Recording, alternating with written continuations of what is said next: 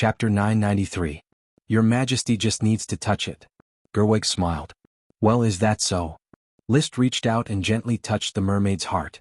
Suddenly, the mermaid's heart burst like a bubble, making a popping sound and then bursting into nothingness. A sense of familiarity rose in his heart, as if there was a connection between him and the mermaid Gerwig. At the same time, he immediately understood the meaning of the mermaid's heart. This was a follower's contract. It was not very binding and could be cut off at any time. Its main function was to communicate so that the two parties could contact each other across long distances. At the same time, the dominant party of the mermaid's heart contract was List's side. He could use the power of the contract to drive the Naga race and the clownfish race. He could also get the protection of the sea, breathe freely, swim freely in the sea and not be pressured by the sea. This meant that he no longer needed the help of a chi or the mermaids to live underwater. A very practical contract. After understanding the power of the contract, List laughed, but it seems that it's not very useful for me to accept so many mermaids' hearts. Only one mermaid's heart seems to be able to get the protection of the sea and drive the Naga and clownfish at the same time. Gerwig explained softly, Your Majesty, the power of one contract is very weak. The more contracts you have, the more benefits you will get. In the era of the Moon Empire, there was a great archmage who once had 100 mermaids following him. The power he obtained from the contract could split the sea and reveal the dry road at the bottom of the sea. So powerful? Yes, but unfortunately, there are only 7 of us left in this era, so we can't provide you with too much power of the contract. In that case, List looked at a chi and made a decision. I'll contract you, Gerwig. Let a chi contract the remaining 6 mermaids to enhance her ability.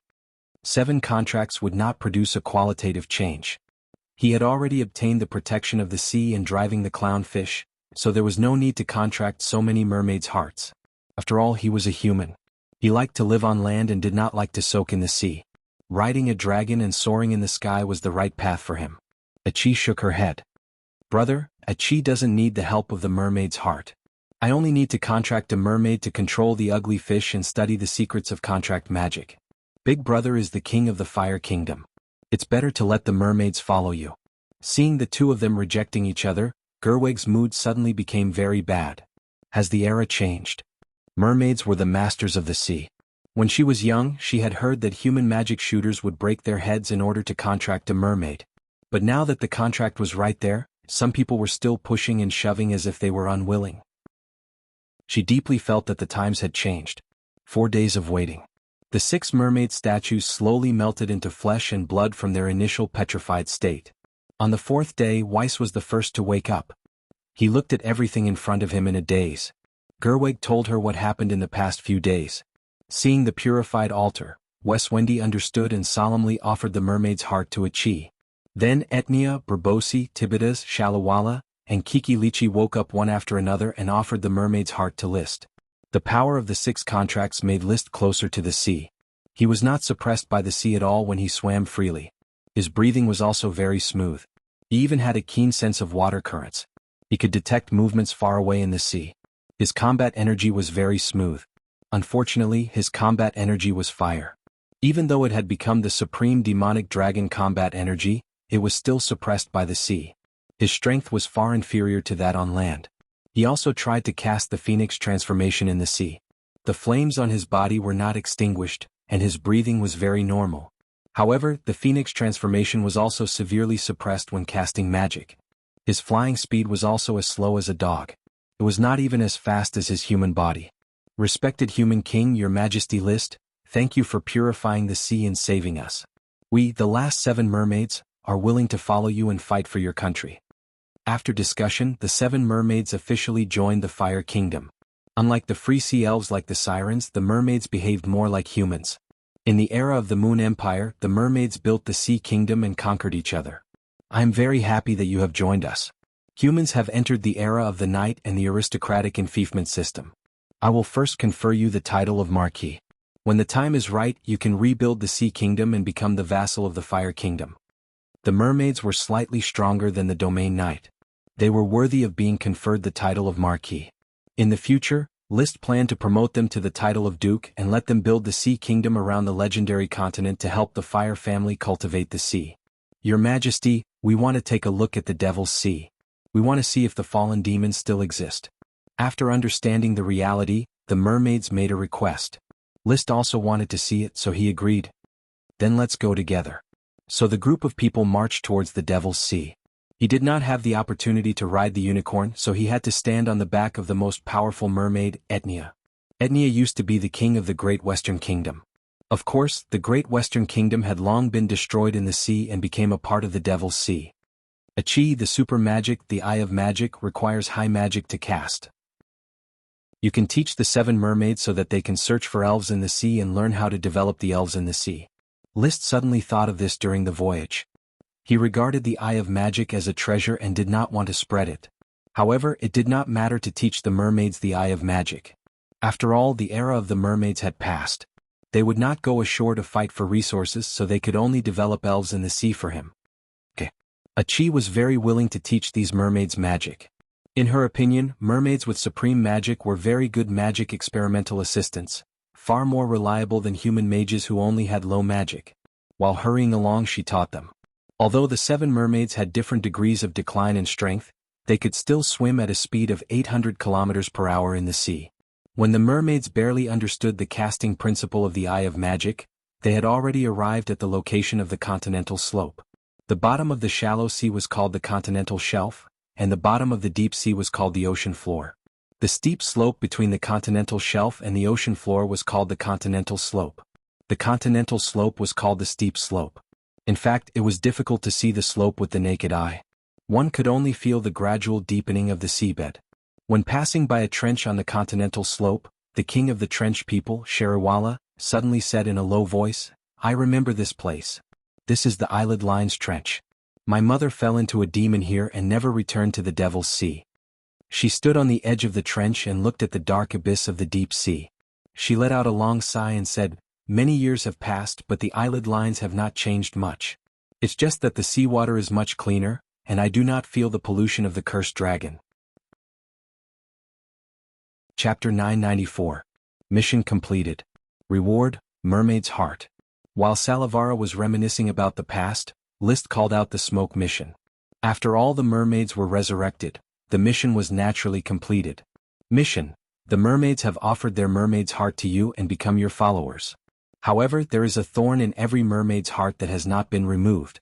Perhaps exploring the Devil's Sea will help them regain their confidence in life. Reward: 1 big elf. Exploring the Devil's Sea was a predetermined voyage, and he could remove the thorn for the mermaids. When he dispersed the smoke, Salavara had already finished reminiscing, so they continued their journey along the continental slope toward the deep sea. Along the way they gradually felt the ocean currents gradually become stronger, and there were even chaotic whirlpools wantonly in the sea. Sometimes when they floated to the surface, they could see the sea was covered with dark clouds, and the storm did not stop. Before it was polluted by the cursed dragon, the Devil's Sea was called the Sea of Storms. A mermaid named Alakir was born there. She tried to gather the power of the mermaid's heart to calm the never-ending storm in the Sea of Storms, but unfortunately she did not succeed.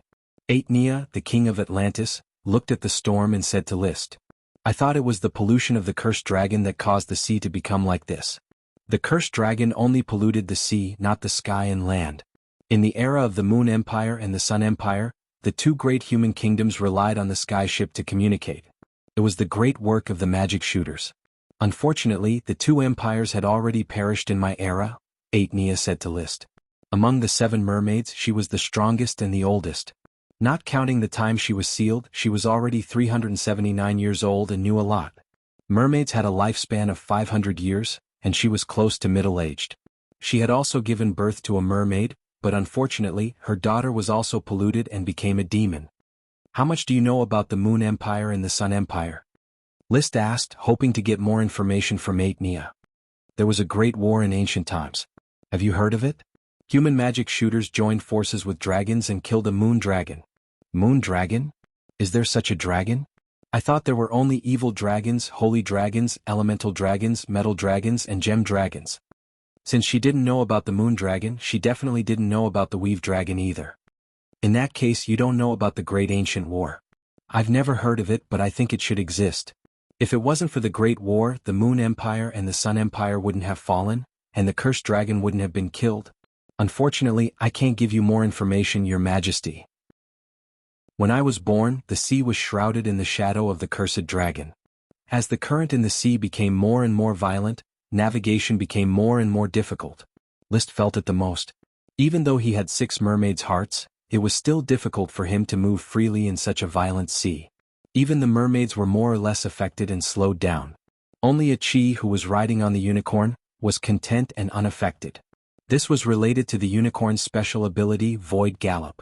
It could ignore the bindings of space and matter, and even the most violent ocean currents could not shake its body. However, he couldn't ride on it, so List could only grab Etinia's hair and stick close to her clothes made of fish scales to reduce the area of obstruction. We're about to reach the Devil's Sea. Coco Rich, the king of the Lost Sea who was leading the way, reminded him. Her former kingdom, the Lost Sea, was located on the edge of the Devil's Sea, so she was very familiar with this area. The land had changed greatly over thousands of years, but the sea had changed very little. Half an hour later. Coco Rich reminded again, this is the Hermit Crab Trench, the border of the Devil's Sea and the border of the Lost Sea. Your Majesty, Your Excellency, everyone, we're entering the Devil's Sea. Is this the Devil's Sea? There doesn't seem to be any demons. List held a magic wand to illuminate the surroundings. Because they were deep in the sea, there was no light and the atmosphere here looked gloomy. With the eye of magic they could see sea monsters lurking around. But there was no sign of demons. Maybe the power of the cursed dragon was really purified by the sea? Gerwig said with uncertainty. Etinia said solemnly, be careful. Just then, Chi, who was using the eye of magic, suddenly said, there is a huge monster corpse in front, and there are many small sea monsters parasitized on the corpse. Following the direction she pointed, List soon found the monster corpse. The corpse was still faintly glowing with chaotic mana feedback. The corpse was almost bigger than an aircraft carrier. Even a dragon was small in front of the corpse. Inside the corpse, there were many strange sea monsters parasitized. This is Leviathan's whale fall. Etinia explained. Leviathan? Whale fall. Whales are the largest creatures in the sea. When they die, their bodies will slowly sink to the bottom of the sea. This process may last for hundreds of thousands of years, and some small creatures will live on the whale's body. When the whale's remains sink to the bottom of the sea, it will soon form a piece of seabed jade. The stronger the whale, the better the quality of the jade. Then what is Leviathan? When List asked this question, he thought of the legendary sea monster Leviathan, which was said to be a subdragon as powerful as a dragon. Before Etinia could answer, the youngest mermaid beside him, Burboxy, who was only 66 years old, the king of the saltwater race, rushed to answer, I know. Leviathan is the most powerful creature in the sea, and it's as powerful as a dragon. Legend has it that after a mermaid becomes a magic shooter, she will be accompanied by Leviathan. So, Leviathan is also a kind of whale? List was already close to Leviathan's whale fall. The light of the magic flashlight illuminated the corpse, but only the broken remains were left, and it was impossible to see what Leviathan looked like when it was alive. Leviathan should be the largest whale, born to be a supernatural being. It has been extinct in the era we live in. I didn't expect to encounter its whale fall. Etinia casually crushed a jellyfish monster that wanted to attack. Your Majesty, if I'm not mistaken, this Leviathan has been sinking for more than 800 years. How do you know? Leviathan's whale fall is 10 meters per year. We are now at a depth of more than 8,000 meters, which is more than 800 years. What will you do if you encounter a whale fall? List looked at the remains of Leviathan, which had most of the skeleton exposed, and wondered if the remains could be made into weapons. He no longer doubted any legends. Basically, all the legendary creatures had shown up. There were 3 subdragons that claimed to be as powerful as dragons: the sky monster Branches, the land monster Behemoth, and the sea monster Leviathan. Just by looking at Leviathan's body shape, one could guess that they might really be as powerful as dragons. In fact, unicorns and phoenixes were not much weaker than dragons. Etinia smiled. We will feel lucky. In the mermaid's custom, encountering a whale fall means good luck. Chapter 995. List wanted to take some of the bones back to make weapons, but when he heard that clownfish also used Leviathan bones as weapons, he gave up the idea. He had to pay attention to his status. However, he still took 2 smaller Leviathan bones and brought them back for research. If they were really valuable, he would remember the location and come back to collect them. After leaving Leviathan, the team continued to explore. The world of the deep sea was far more desolate than List had imagined. There were no colorful creatures. This place was forever shrouded in darkness where light could not be seen, and all kinds of weird, gloomy noises could be heard. Living here for a long time would definitely make one crazy. Occasionally they encountered swimming sea monsters, but when they felt the aura of the mermaids, they turned around and ran. After sailing for a while, the navigator Cory Rich suddenly shouted, "Your Majesty, Your Excellency, everyone, there is an undersea tower in front of us. It may be a building of the Sea Kingdom in the past." So they sped up. However, as they got closer and closer to the tower, they slowly sensed a familiar aura. It's the aura of the cursed dragon. This tower has the remaining power of the cursed dragon. Gulvig had been polluted by the cursed dragon, so he was very sensitive to it. "Be careful," List reminded. "There's something wrong with this tower." Achi frowned and said, "Charlie feels that there's a very evil power in it. This power is awakening. It's the power of the cursed dragon." Snort. The unicorn responded with an uneasy snort. In fact, without Achi's reminder, everyone soon found that there was something wrong with this tower. When the light from the magic flashlight shone on the tower, what they saw was not an ancient rock structure, but a pile of bones stacked together. No one knew how long it had been, but many bones had fused with each other. This was a tower of corpses. As if they were stimulated. The bones began to crack, and in the vision of the magic eyes, Linley could see that the tower, which was originally devoid of any mana retroaction, suddenly began to bloom with a black and bright magical radiance. This was the radiance of the dark attribute, a kind of black and purple luster. "This is not an ancient building left by the Sea Kingdom. This is a tomb made of the corpses of demons." Etnia screamed. "These demons are crawling out of their graves. They haven't been purified by the sea." As she screamed, the skeletal remains of the tower suddenly exploded. Countless agile monsters rushed out of the tower and rushed towards List and the others. These monsters were like vicious dogs released from a cage. One by one they formed an underwater storm. The 7 mermaids panicked and wanted to escape. "Don't scatter, release your magic." List grabbed Etinia's hair and quickly ordered, "Just some low-level devils. Don't panic, stop them." He could see that although there were many devils, their magic power level was low, and their density was not high. They were only at the level of low-level sea monsters. With such a sea monster he could defeat an entire legion. Under the influence of the contract power of the mermaid's heart, the mermaids quickly stabilized and began to release their respective magic. Countless water vortexes, rings of water, and other magic were thrown at the group of devils. The fastest and calmest one was Achi. She rode Charlie the unicorn, quickly took out the jewel crown and put it on her head. Then she held the 8 dragons' divine sword and began to cast spells. Countless seawater condensed into water arrows under her control, and then, like lasers, shot at the group of devils. Almost immediately, the fiercely pouncing devils all sank to the bottom of the sea like dumplings in a pot. "Brother, fight and retreat. These are just the devils on the outer layer of the tower." Achi saw more powerful devils awakening inside the tower. They may be the fallen devils of the Nagas or even the fallen devils of the mermaids. Understood. List turned around and ordered, "Fight and retreat. Gulvig, Etinia, and Blueboxy, release magic to stop the devils. Tibidas, Sharawala, and Koklik are responsible for controlling the seawater and helping them retreat." 3 mermaids retreated. 3 mermaids fought. Under List's command they cooperated in an orderly manner. On the other side, Achi also commanded Viswendi to fight and retreat. Her combat power alone was stronger than that of all the mermaids and she could move calmly. Charlie the unicorn knew how to cooperate. There were no brilliant fireworks, only magic power boiling at the bottom of the sea. The battle quickly became white-hot. Layers of devils were killed like dumplings, but more devils rushed over. The tower in the distance collapsed at a speed visible to the naked eye, all turning into devils. Except for the devils on the outer layer, which had probably been purified into corpses, the devils inside were still alive. List did not intervene in the battle. He just carefully observed the battlefield with his magic eyes, and the black-purple luster outlined the shapes of devils. Some were like fish clowns with half fish and half frog and human arms. Some devils were bare-handed and some were holding bones. Obviously, they should have been fish clowns contaminated by the power of the cursed dragon. Their bodies had shrunk severely, but their combat power was stronger. Some of them were not fish clowns but probably fish, jellyfish, octopuses, turtles and other similar sea monsters. More and more. Etnia panted.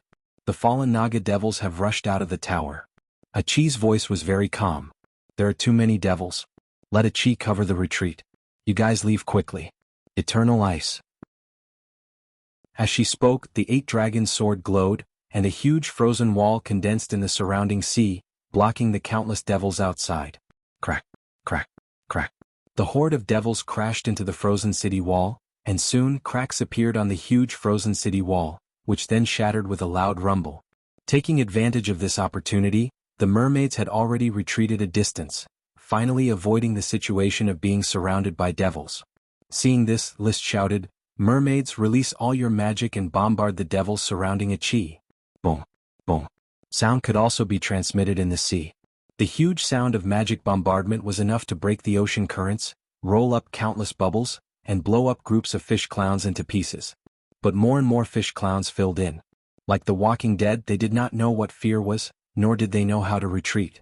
So, on one side, a magic team made of sirens and mermaids, and on the other side, an army of devils made of fish clowns and fallen sea monsters, fought fiercely on the bottom of the sea that was 8,000 meters deep. The mermaids had only fought for a short while and they were already panting. Their bodies had not recovered to their best state yet. Gradually, only Chi was left in the main force of the battle, but it was Chi who blocked the thousands of devils by herself. Half of her body was water elemental incarnation, and the other half was ice elemental incarnation. Casting water super magic spells and ice super magic spells, she forcibly blocked the violent attacks of the devils. After paying a huge price, some fish clowns actually began to release magic. Black magic rings rippled from their bodies, quickly covering the battlefield. The super magic that Chi released seemed to melt when it encountered the black magic rings, and its power became weaker and weaker. At this time, the second wave of devils from the tower had already rushed over. They were taller and held all kinds of weapons like giant snakes standing on their feet. From 2 to 6 hands the shapes were different. Obviously, they were devils that had fallen from the Nagas, and the dark magic was much stronger. The magic released was also more powerful, and the corrosion of Chi's super magic was getting stronger and stronger. Chi, if you can't stop them, don't fight, let's retreat first. List called out loudly. The mermaids had withdrawn from the battlefield, and Chi could return at any time. However, the usually quiet Chi at this moment seemed to be hot-blooded. She just dropped a sentence, "Brother, wait for a while with the mermaids, Chi hasn't exerted her full magic power for a long time. Take this opportunity to go all out and familiarize yourself with the real fighting style of a magic shooter." After saying that, the half of the ice elemental incarnation quickly switched to space elemental incarnation, and casually released a spatial crack, swallowing countless devils until not even their bones were left. Her posture was relaxed and there was no tension in facing the devils at all. Please remember this book's domain name. 9 Heavens Divine Emperor Mobile Version Website. Chapter 996. Asterisk boom. Asterisk a pitch-black crack spread in the sea, and all the devils that came into contact with it would be split into 2 halves.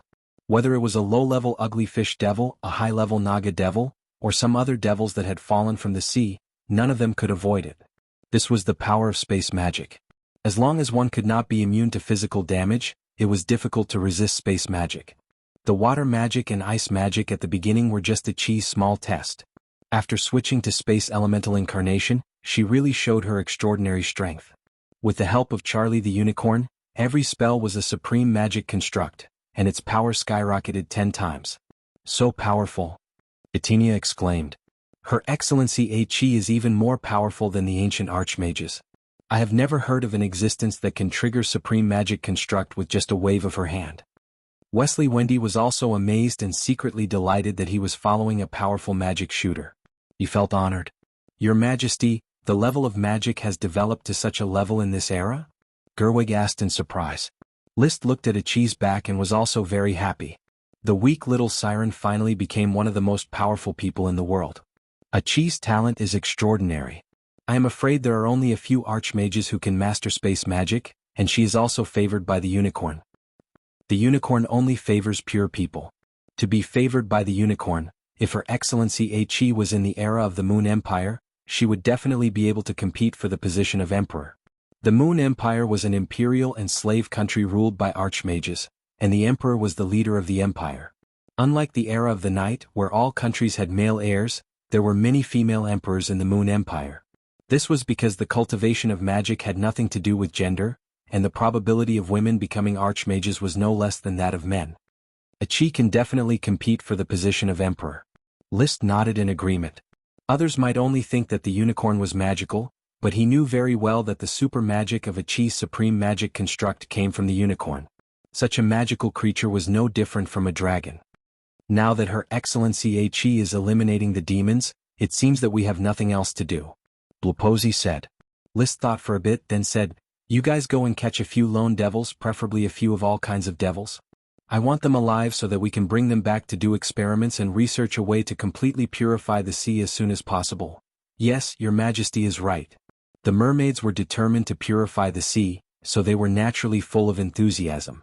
They rushed over and quickly caught a group of devils, one of each type of devil, in between the gaps of a Qi's magic. List shook his head. "Not enough. I need at least 3 of each type." "Your Majesty, we don't have any restraints. It will be difficult to control them if we catch too many of them." "I have some here. Come, orichalcum shackles and chains, as many as you want." He took out a bunch of chains and shackles from his spatial ring. With the orichalcum dragon Marta around, he had as much orichalcum as he wanted. It just so happened that he often went out to capture World of Warcraft, so he carried a large number of orichalcum shackles and chains with him. Of course, these were not pure orichalcum, but special equipment mixed with orichalcum, which had the effect of locking magic power. The only equipment that was really made purely from caves was a 10-meter-long orichalcum dragon spear, which was left in the castle. The spatial ring only had a diameter of 5 meters, so it could not contain the orichalcum dragon spear. With the equipment made from orichalcum, the mermaids quickly caught as many as 20 different kinds of evil creatures. These evil creatures retained their biological forms before the fall, but all their magic power had been converted to the dark element. Their bodies became shriveled, full of tumors and pustules, and they were cruel and had no intelligence. Their combat power was probably much higher than before. Many clowns had no magic power before the fall, but after the fall they basically had dark magic power. It's hard to imagine that the power of a dragon can pollute so many creatures. According to the legends, the evil dragon is a dragon born with this world. It is neither alive nor dead, and it does not have a lifespan of 1,000 years, which even the holy dragon cannot do. Etnia explained to List. That's why the death of the cursed dragon can pollute the entire ocean, and it can't be completely purified even after thousands of years. It could not be said that the holy dragon was not as powerful as the evil dragon, but the power of the holy dragon was more special. The invisible dragon's power of space, the smoke dragon's power of fate, the twilight dragon's power of time, the emerald dragon's power of mind, and the fairy dragon's power of life might not be suitable for fighting, but the magic of these powers was irreplaceable. As for the evil dragon, Soren did not know what power the silent dragon had, nor did the shadow dragon. He only knew that the cursed dragon could pollute creatures from the body to the soul. This power was more like the black dragon and white dragon infected by the light dragon, rather than the power of the cursed dragon itself. The difference between the evil and the white dragon did not seem to be big. After looking at the appearance of the evil creatures for a moment, List retracted his gaze and said to Etnia and the other mermaids, "Perhaps the sea is still affected by the power of the cursed dragon, but it doesn't matter. Now that Qi and I have understood this, we will purify the sea." "Thank you, Your Majesty, for your kindness. This is what I should do. I am the King of the Fire Kingdom, the Lord of the Sea, recognized by all countries in the legendary continent. All the seas are my territory." List raised his status and felt that it was natural. "I also need your help to purify the sea. Let us develop the Fire Kingdom together and accumulate strength. Please rest assured, Your Majesty. We are indebted to Your Majesty and Her Excellency A Qi for saving our lives.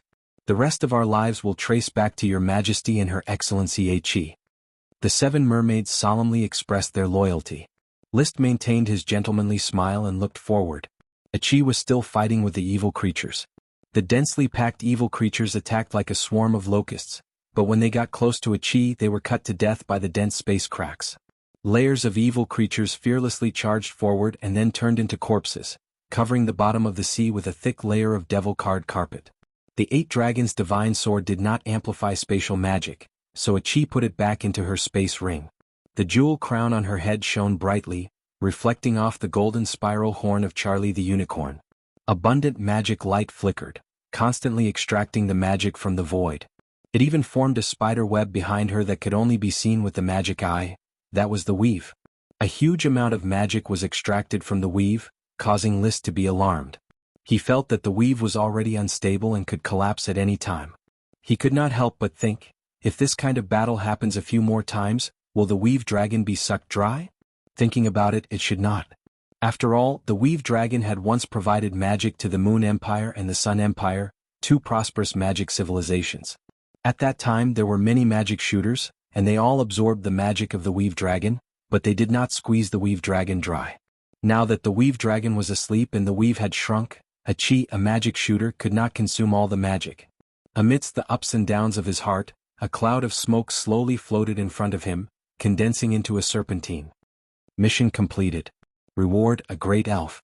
At the same time, in the distant Firewood Castle, one of List's many lesser elves suddenly sulked. Because it was reprimanded by the bully Ella today and because it talked back, it was almost beaten. When would such days come to an end? Chapter 997. The Calabash Elf used to live in the forest. One day it was suddenly discovered by a group of Moonkiller people. They tied it up and sent it to the altar. At this time the great dragon knight descended from the sky and saved it. It also became one of the elves contracted by the dragon knight. However, because there were too many elves in the castle, the Calabash Elf did not receive enough attention. It didn't even have a name. Of course the Calabash Elf did not mind. It was just a naughty elf that entertained itself every day. It liked to fill the calabash with water and sprinkle it in the castle.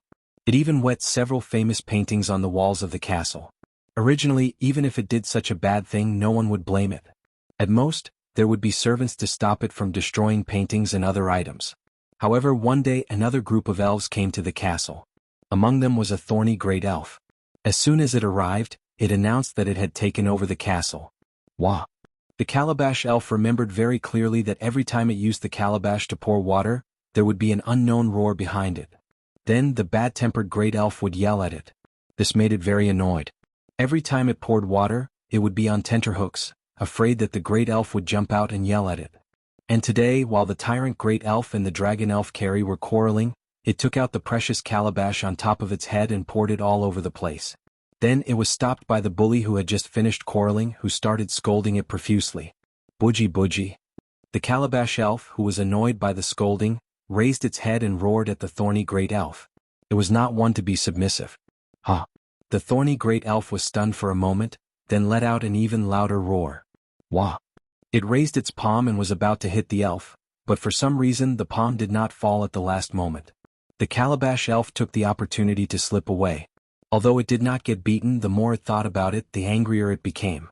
It felt that there was a shadow hanging over the Firewood Castle, and it could not fight against this shadow. Its life would continue to be a tragedy. However, it did not realize that while it was sad because of the bully, its body was changing. It began to grow taller and bigger, and its demand for jade powder increased greatly. Its mind became more agile and its emotions became more abundant. The light had come inadvertently.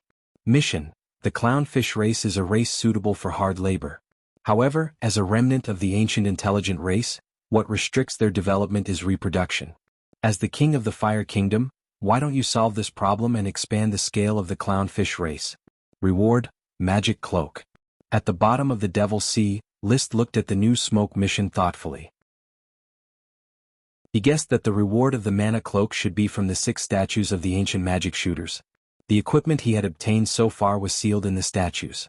As for the mission content, it was to help the clownfish race solve their reproductive problems. As for the solution, his first thought was the improved version of the Vitality Potion. This medicine, named Source of Vitality, had benefited many infertile families. Even his cousin Meopal was able to reproduce because of the Source of Vitality. This task could be entrusted to the Guild of Magic, so that the mages could improve the potion formula according to the physique of the fish clowns and increase the vitality of the fish clowns. In a trance, the battle between Ichi and the demons had become one-sided. Although there were many demons rushing out of the tower, they couldn't withstand Ichi's crazy killing. In actual combat, spatial magic was much more powerful than elemental magic such as earth, water, fire, and wind. Moreover, it was cast by a supreme magic archmage. The number of demons has decreased. The clownfish devils have basically been cleaned up. Only the Naga devil is left. No, that's a mermaid devil. Etnia shouted, pointing ahead. Following the direction Etnia was pointing, List saw a huge demon. It was no longer in the shape of a mermaid. It had a huge fishtail, an upper body that was as black as ink, eyes that flickered with dark green flames, and a staff in its hand. At the top of the staff was a huge monster skull that looked incomparably evil.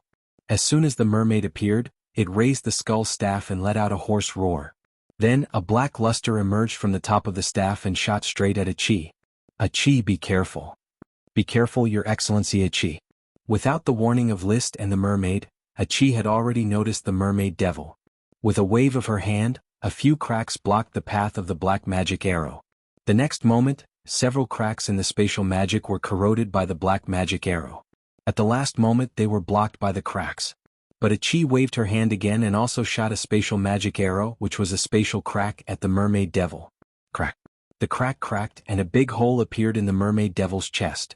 No blood flowed out, only dark green flames burning the wound. The mermaid devil's form was already similar to that of a ghost. The magic power of a ghost, because it was related to the soul, was either blue or green. The mermaid devil didn't care about the big hole in its chest.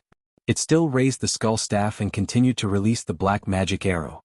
This was a high magic spell of the dark element, and it was very corrosive. Unfortunately, it encountered a sea archmage who used supreme magic. Seeing that one spatial magic arrow wasn't enough, Achi shot a few more. Crack, crack, crack. Four arrows shot through the air and struck the mermaid devil, leaving 4 large holes in its body. Most importantly, there was also a large hole in its head. This time, the mermaid devil could no longer survive and sank to the bottom of the sea as a corpse. And the skull staff in its hand was seized by Achi, who controlled the water flow. After following List for a long time, Achi naturally learned how to drop equipment without any teaching. Watching the mermaid devil's corpse sink to the bottom of the sea, the mermaids who were hunting the lone devils opened their mouths wide again. Your Excellency Achi is really amazing. As expected of the great archmage. If Your Excellency Achi could live in our era, I'm afraid the sea would have been purified long ago. It's not too late now. With Your Excellency Achi's help, the sea will return to its original peace sooner or later. Unfortunately, there are only 7 of us mermaids left. After 300 or 400 years, I'm afraid there will really be no mermaid race in the world, and we will become a legend in human books. You have to think of it this way, Tibidas. We have already become legends, and now we have been saved by His Majesty and Your Excellency to fulfill our wish to purify the sea. Yes, we once lived by bathing in the glory of the sea, and now it's time to sacrifice for the glory of the sea. Your Excellency Achi is our hope, the hope to restore the glory of the sea. At this moment, the 7 mermaids sincerely ignited their confidence in life and made purifying the sea their goal for the rest of their lives. The sea gave the mermaids a noble status, and they took it as their duty to protect the ecology of the sea and maintain the order in the sea. Humans and nature should live in harmony. Mermaids and the sea should also live in harmony. Please remember the original domain name of this book. 9 Heavens Divine Emperor Mobile Version. Chapter 998. 3 mermaid demons were killed by Achi. With the help of the 7 mermaids, the rest of the Naga demons were also eliminated. A tower built by demons disappeared just like that. Only a thick layer of demon corpses was left at the bottom of the sea, as well as the thick aura of the cursed dragon. These corpses must be purified. Otherwise, the power of the cursed dragon will infect new demons, Etnia said. We don't have enough materials to set up a purification magic circle. We can only leave the demon corpses here and see how the purification ability of the sea is. Maybe we can start with the tower. There must be a reason why so many demons built this tower. Bring the 3 mermaid demons' corpses. They are important research materials. After asking the mermaids to clean up the battlefield, List swam to Achi and said with concern, "You did very well in the battle. Your magic bombardment was great. If the Dragon Knight could also fight in the water, I'm afraid he wouldn't be as fast as you killed the demons." Yes, Achi also felt very happy. Finally, I can test my combat ability. How was the magic consumption in this battle? It's not a big deal. The magic net can support Achi's continuous extraction, but it's very exhausting. Now Achi feels a little tired. Then you have a good rest. The mermaids and I will check the tower. It's okay, brother. Achi is just a little tired. It won't affect my research. She still insisted on checking the cause of the tower with them. She wanted to get first-hand information about the demons. The tower had disappeared, but there was a thick aura of the cursed dragon among the corpses and ruins. the mermaids dug up the ruins. Soon, List saw something that emitted the aura of the cursed dragon. It was a piece of rotten meat that exuded the aura of a supreme demon. Like the dragon claw formed by the rotten meat from the purification altar, it was made of special power. It's a supreme demon of the cursed dragon. Supreme demons like this must be distributed in every corner of the Devil's Sea. Only by cleaning them up can the sea be completely purified. Those demons gathered here to get the supreme demon of the cursed dragon's protection and continue to live. Don't worry. Take it slow. There will be a day when the sea is completely purified. After storing the rotten meat, the group began to return. He didn't continue forward. Encountering a devil's tower was already thrilling enough. He didn't want to encounter another one. The mermaid's body had not recovered, and Achi was mentally exhausted. As for List, all he could do was cheer them on from the bottom of the sea. Back at the offshore laboratory, Achi and the mermaids immediately threw themselves into the study of the devil. List took the youngest mermaid, Bluebosi, to Estuary City. His plan was to build a big city in the shallow sea near Estuary City as the residence of Yucho. Then, through the management of the mermaids, the clowns gradually joined the territory's labor force, engaging in construction, marine farming, and the like. Of course, the specific arrangements would be handed over to the development committee. He himself did not have the patience to deal with too specific mundane affairs. Di Maria, regarding the arrangements for the mermaid and the ugly fish, I'll leave it to you to preside over. My father is in the Blue Sky Mountain Palace helping the Sapphire family prepare for the funeral. I will also rush over in a few days. Discuss the work of the development committee with Emily. In the future, I will hand over the marine work to Emily's jurisdiction. In the administrative office of Reed City, List was instructing Di Maria Rainflower Stone. Among his most trusted followers, Emily undoubtedly had to take on more important tasks. The work with the mermaids would be handed over to her in the future. However, Emily now needed to learn how to manage such a large territory. Di Maria would be a qualified teacher. Also, he was prepared to let Bluebosi and Emily get along for a while, and then finally give Bluebosi's mermaid heart contract to Emily. There was no point in having so many mermaid hearts for himself. In any case, he could only sit on the shoulders of the mermaids at the bottom of the sea and cheer 666. Understood, Your Majesty. Di Maria was still in a state of shock. Ever since he had come to the Fire Kingdom, he had encountered one shocking event after another. He had seen a sacred dragon, a unicorn, a phoenix, mistaken for a fire dragon bird, and had passed through a magical teleportation matrix. Each was enough to shock him for a long time. Now there was the addition of the shock of the mermaids. Also, don't forget to hire a few serpentine teachers for the mermaids. They don't speak the official language. Yes, Your Majesty. Di Maria saw List get up and hurriedly stood to send him off. He also asked somewhat faintly, Your Majesty, did the mermaids really rule the sea? Who knows? Anyway, I am the master of the sea now. You must remember this.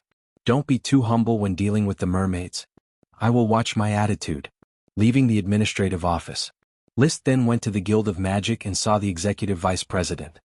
Chris, I have a task to entrust to the Guild of Magic. Your Majesty, please instruct me. Kenley should have already sent you a message. I have recruited a new batch of mermaid followers, and have obtained millions of ugly fish as laborers. I have already heard, Your Majesty. I would like to be transferred to the marine laboratory and see the mermaids with my own eyes. It is a great honor to be by your side, Your Majesty. I can see so many beautiful things that only exist in legends, dragons, unicorns, mermaids. There will be plenty of time to meet the mermaids in the future. Now I need you to gather a group of mages who are relatively proficient in the source of Vitality Potion, and then arrange for them to go to Estuary City to collect samples. I want the mages to research a source of Vitality Potion that is suitable for the ugly fish's physique. Does the ugly fish have a fertility problem? Chris asked curiously. Yes, it is precisely because of the difficulty of the ugly fish's reproduction that the dense number of ugly fish in the sea in the past gradually disappeared. If I don't interfere, the ugly fish may really be extinct in a few hundred years. I will arrange for the mages to go to Estuary City to collect samples to study the source of the ugly fish's vitality. After handing over the task and checking a batch of the latest research topics of the Guild of Magic, List returned to Firewood Castle. Then he saw the Calabash Sprite who was throwing a tantrum. Master, I have already asked the Marquis to come and confirm that this Calabash Sprite is evolving. Its body is developing very well, and the possibility of successful evolution is very high. The old butler Carter said happily. List had not lived in the castle for a long time, and these elves were taken care of by him like children. He was full of affection for each one. He was sincerely happy for the evolution of the calabash sprite. Budgie budgie. The calabash sprite stood on List's arm, expressing its recent troubles. It hated the big evil elf in the castle. List couldn't help but pat its head. Remember this feeling when you evolve successfully, you can resist Ella's oppression. He actually wanted to laugh a little. He didn't expect Ella to really trigger the catfish effect. The calabash sprite was the first elf to be stimulated to evolve in the catfish effect. Budgie budgie. Since you are about to become the great calabash sprite, you should have your own name. Now that you are very angry, it is better to call you the Knight of Wrath, Klein.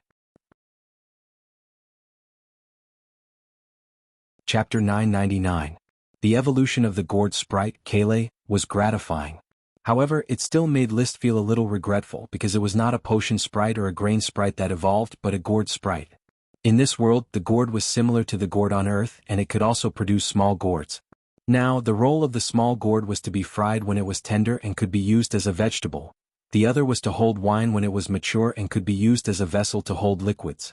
However, there was not much potential for both uses. The gourd output as a vegetable was low, and the gourd volume as a water bottle was small. Forget it, it's enough to evolve into a big sprite. Everything else is just a passing cloud. List hugged Kale very intimately. At this time there was a whoa sound. Kale suddenly jumped out of List's arms and stared at the thorny sprite Ella floating at the door. He kept shouting at List, "Budgie budgie." This was a call for help. Ahem. List motioned for Kale not to be nervous, and then waved to Ella to come over. Ella, with her hands behind her back, flew over arrogantly. List, this sprite is not obedient and is destroying everywhere in the castle. You have to teach it a good lesson. You can teach it but you can't hit the sprite. It just told me that you hit it a few days ago. List was looking forward to Ella's catfish effect, but fighting was not allowed. The scolded sprite may be angry and evolve, and the beaten sprite may be useless. I didn't hit it, whoa. Ella glared at Kale and then said to List, I just scared it. Now that I am a big sprite, I have to show my dignity to manage so many sprites. Ahem. List had nothing to say. He didn't know where Ella came up with such strange ideas. Ella's thoughts were not over yet. List, help me prepare a set of frack Abby. I will wear clothes in the future. Why do you want to wear clothes? Callie and Yaddy are both wearing clothes. As the elven butler, I naturally have to wear clothes. Very well, I will have a tailor make a suit of Flack Abbey for you according to your figure. But if you want to be the elves' butler, you must pay attention to your behavior in the future, because your every move will be an example to the elves. Ella snorted, I understand. The days in the castle did not last long. When March first arrived, the crop seedlings in the farmland gradually turned green. After meeting up with a Chi, List took the soul of the sapphire dragon to the Blue Sky Mountain Palace. The funeral would be held in a few days. Emissaries from the Blast Furnace Fort, Iron and Steel Ridge and Eagle Country had all arrived to offer their condolences to Grand Duke Andrew. Among them, the head of the emissary delegation of the Iron and Steel Ridge Kingdom was List's old friend, Mashu Red White Rose. After the banquet, she found List again and exchanged feelings in private. Your Majesty List, you are 21 years old this year. The development of the Fire Kingdom is fierce, and everything is on the right track. I don't know if you have begun to consider personal issues? Mashu, my friend, thank you and the Red White Rose family for your attention to me. I very much hope to establish a closer friendship with the Red White Rose family. But now the construction of the territory is complicated. I hope to wait until the Fire Kingdom is established 3 years later before considering my personal issues. Wait for 3 years? 2.5 years. My followers and I agreed to establish the country within 3 years. Now there are still 2.5 years left. Mashu thought about it. Her sister Marilyn was 16 years old this year, and she hasn't had her birthday yet. After 2.5 years she would only be 18 or 19 years old. In that case I won't ask more. However, my sister Marilyn will have her coming-of-age ceremony in 2 months. She hopes to get your blessings, Your Majesty. Sister Marilyn's coming-of-age ceremony? I will definitely send my blessings. In addition, I also brought you some gifts. How can I accept this? It's just a little gift from the Red White Rose family. Thank you very much. List smiled and accepted the gifts brought by Mashu. There was no doubt that it was another batch of platinum potions and red dragon water. The Red White Rose family was so generous. And he also prepared some gifts in return, white paper tribute paper and glass handicrafts. The value was not great, but it was very precious abroad. Mashu was very satisfied with List's gift. Just as List didn't care about the tribute paper and glass, he didn't care about the platinum potions and red dragon water, because the red-white rose family couldn't consume so many potions. Instead, they valued the tribute paper and glass handicrafts very much. In short, both of them felt that they had taken advantage of each other and felt that the other party was really generous. This friendship became deeper and deeper, and they talked until midnight. Did Mashu give you another batch of precious gifts? Did father also receive Mashu's gifts? In a guest room of the Blue Sky Palace, List and the Marquis of Oxtail had a rare time to chat together. Lee William nodded and said, Mashu is very generous. She gave me a batch of platinum potions. Indeed generous. What did you think about it? I told Mashu that I don't think about personal issues before the country is founded. In fact, I think Marilyn is a very good choice. Of course you are the king. You make your own decisions. I won't interfere. So the topic stopped there and quickly changed to a new topic. Lee William asked, I received a magic message from D. Maria. I have learned about the mermaids. List, you bring the glory of the night again. He held the teacup and felt very strange in his heart. He should have been very surprised by the appearance of the mermaids, but when he received a message from D. Maria, he was unexpectedly calm. It was like hearing that a little elf had evolved into a big elf. There was a surprise, but everything was so natural. Encountering the mermaids was an accident. I didn't expect there to be 7 mermaids and millions of ugly fish left in the sea. So, the legends about the mermaids are all true? If father is referring to those very beautiful descriptions, I can only say that they are exaggerating.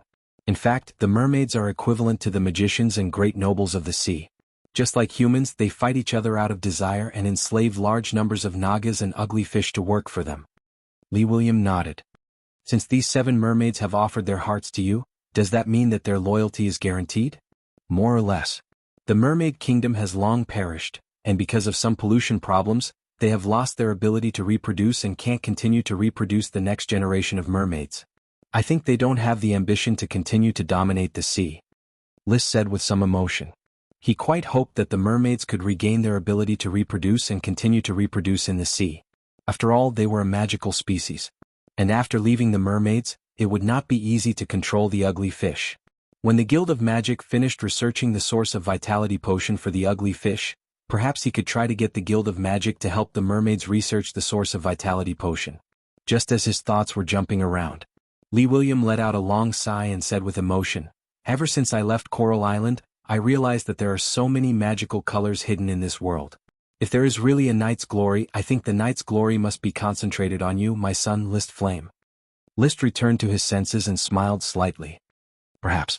If the power of fate represented by the smoke dragon was a kind of knight's glory, then the knight's glory really favored him. Chapter 1000. The funeral of Grand Duke Andrew was held on March 6th, a drizzle falling from the sky.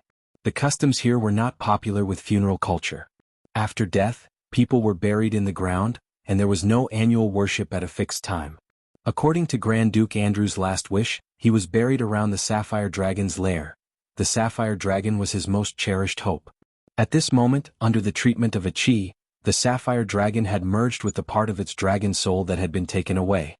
It lay in the dragon's lair and looked at the ant like humans. It lined up in front of the grave of Grand Duke Andrew. A trace of undetectable sadness flashed in the dragon's eyes. Although the dragon was arrogant and looked down on humans, it had a direct soul exchange with Grand Duke Andrew, and they had lived and died together. Some memories were destined to be hard to forget. So it turned its head, stopped watching the funeral, and closed its eyes to sleep silently. After the funeral, everyone dispersed. After saying goodbye to his good friend Mashu Red White Rose, List also returned to Flame Island.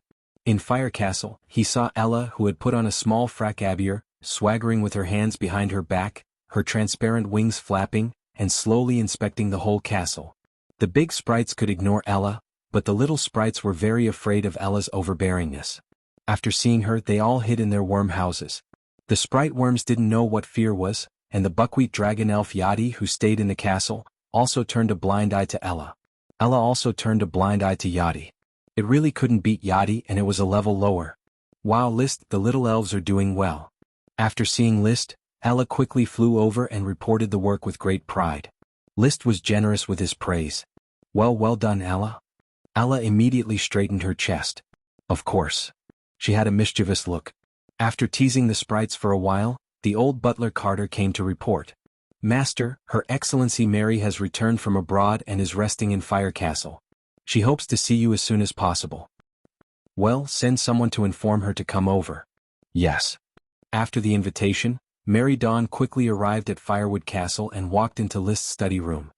Have a seat, List said casually as he flipped through a newly published Knight. Thank you, Your Majesty. The blood servants have worked hard during this period of time.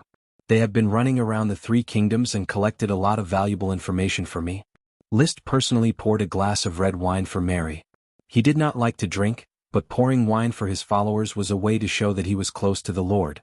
Mary was very touched as she accepted the wine cup. The blood servants are very motivated to work for Your Highness. Moreover, it is an unparalleled honor to participate in the establishment of the Fire Kingdom from scratch. They exchanged a few pleasantries. List cut to the chase. Mary, did you find out anything about the Vulture family?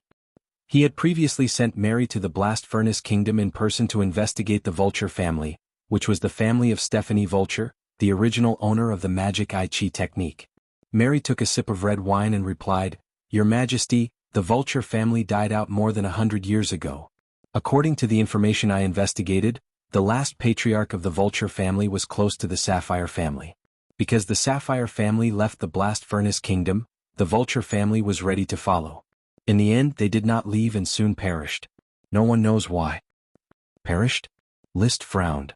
Have you heard anything about Stephanie Vulture? I have. He was the last patriarch of the Vulture family. His title was the Earl of Wind Thunder City. However, no one remembers Earl Stephanie's deeds. I have been to the original castle of the Vulture family. The castle was occupied by another Earl family 100 years ago. Is there any other relevant information worth mentioning? I heard from a local old aristocrat that the heir of the Vulture family did not die in the disaster of the Vulture family. Instead, he became a destitute person.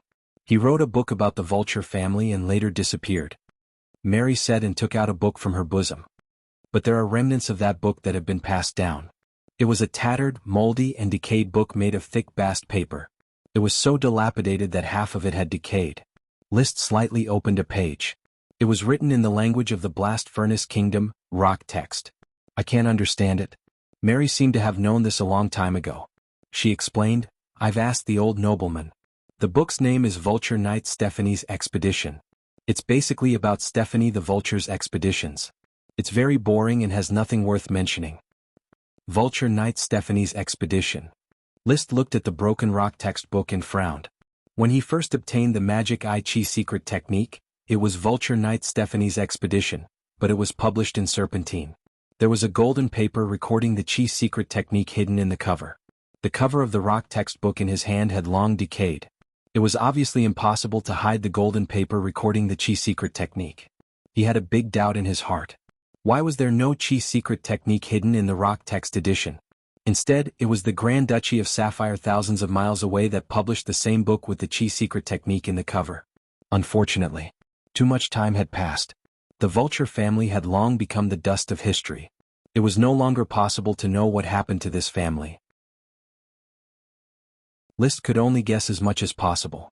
He guessed that Stephanie Vulture was too close to the Sapphire family and was implicated after the Sapphire family rebelled against the Blast Furnace Kingdom.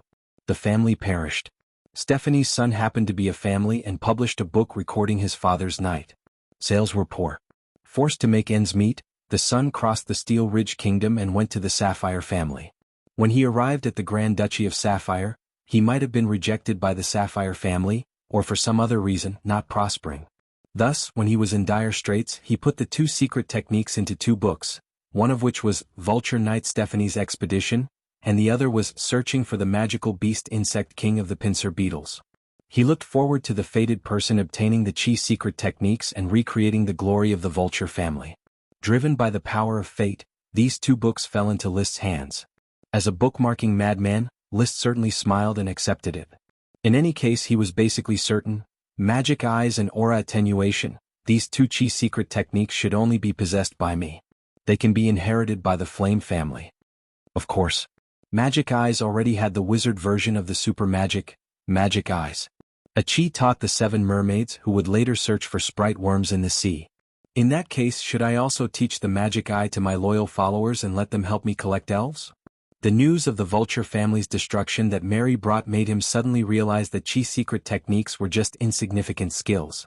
Even if an aristocrat mastered this Chi secret technique, they would not be able to rise to the ranks of a dragon-raising family.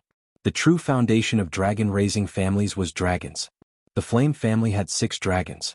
In the hands of a dragon-raising family, especially when practiced by a dragon knight, Magic Eyes could display its true value. Chapter 1001. The source of vitality potion targeted at the physique of the ugly fish was finally completed at the end of April after repeated research by the Guild of Magic. After taking the source of vitality potion, the fertility rate of the ugly fish race suddenly increased by 300%, and a large number of female ugly fish entered a state of pregnancy. This meant that the ugly fish race would soon usher in the hope of recovery. At the same time, List also let the Guild of Magic start to study the fertility problem of the mermaids, aiming at the physique of the mermaids, to see if they could eradicate the curse that caused them to lose the ability to conceive the next generation. Mission completed. Reward, Magic Cloak. With the problem of the ugly fish's fertility solved, the smoke mission was naturally completed, and the reward item immediately came to List's hands. Unsurprisingly, this item was obtained from the newly conquered Moonkiller tribe and was part of the seal in the statue of the Moonkiller tribe's ancestor. The ancient book of knowledge's appraisal result of the magic cloak was Drow Spider Silk, Mushroom Mycelium, Infinite Magic, Magic Protection. After Achi's analysis, the 2 materials of Drow Spider Silk and Mushroom Mycelium were spider silk produced by a strange race of drow spiders in ancient legends, and mycelium mixed with a large number of abandoned worms. This magic cloak could provide unlimited magic for the wearer and condense a magic protection halo. There was no doubt that this was another piece of mage equipment, and it was the most suitable for Achi. The newly rising knight training system had no ancient treasures waiting to be unearthed. If he wanted good equipment, he could only make it himself. Achi, who wore the magic cloak, could condense a protective shield that emitted misty light around her body.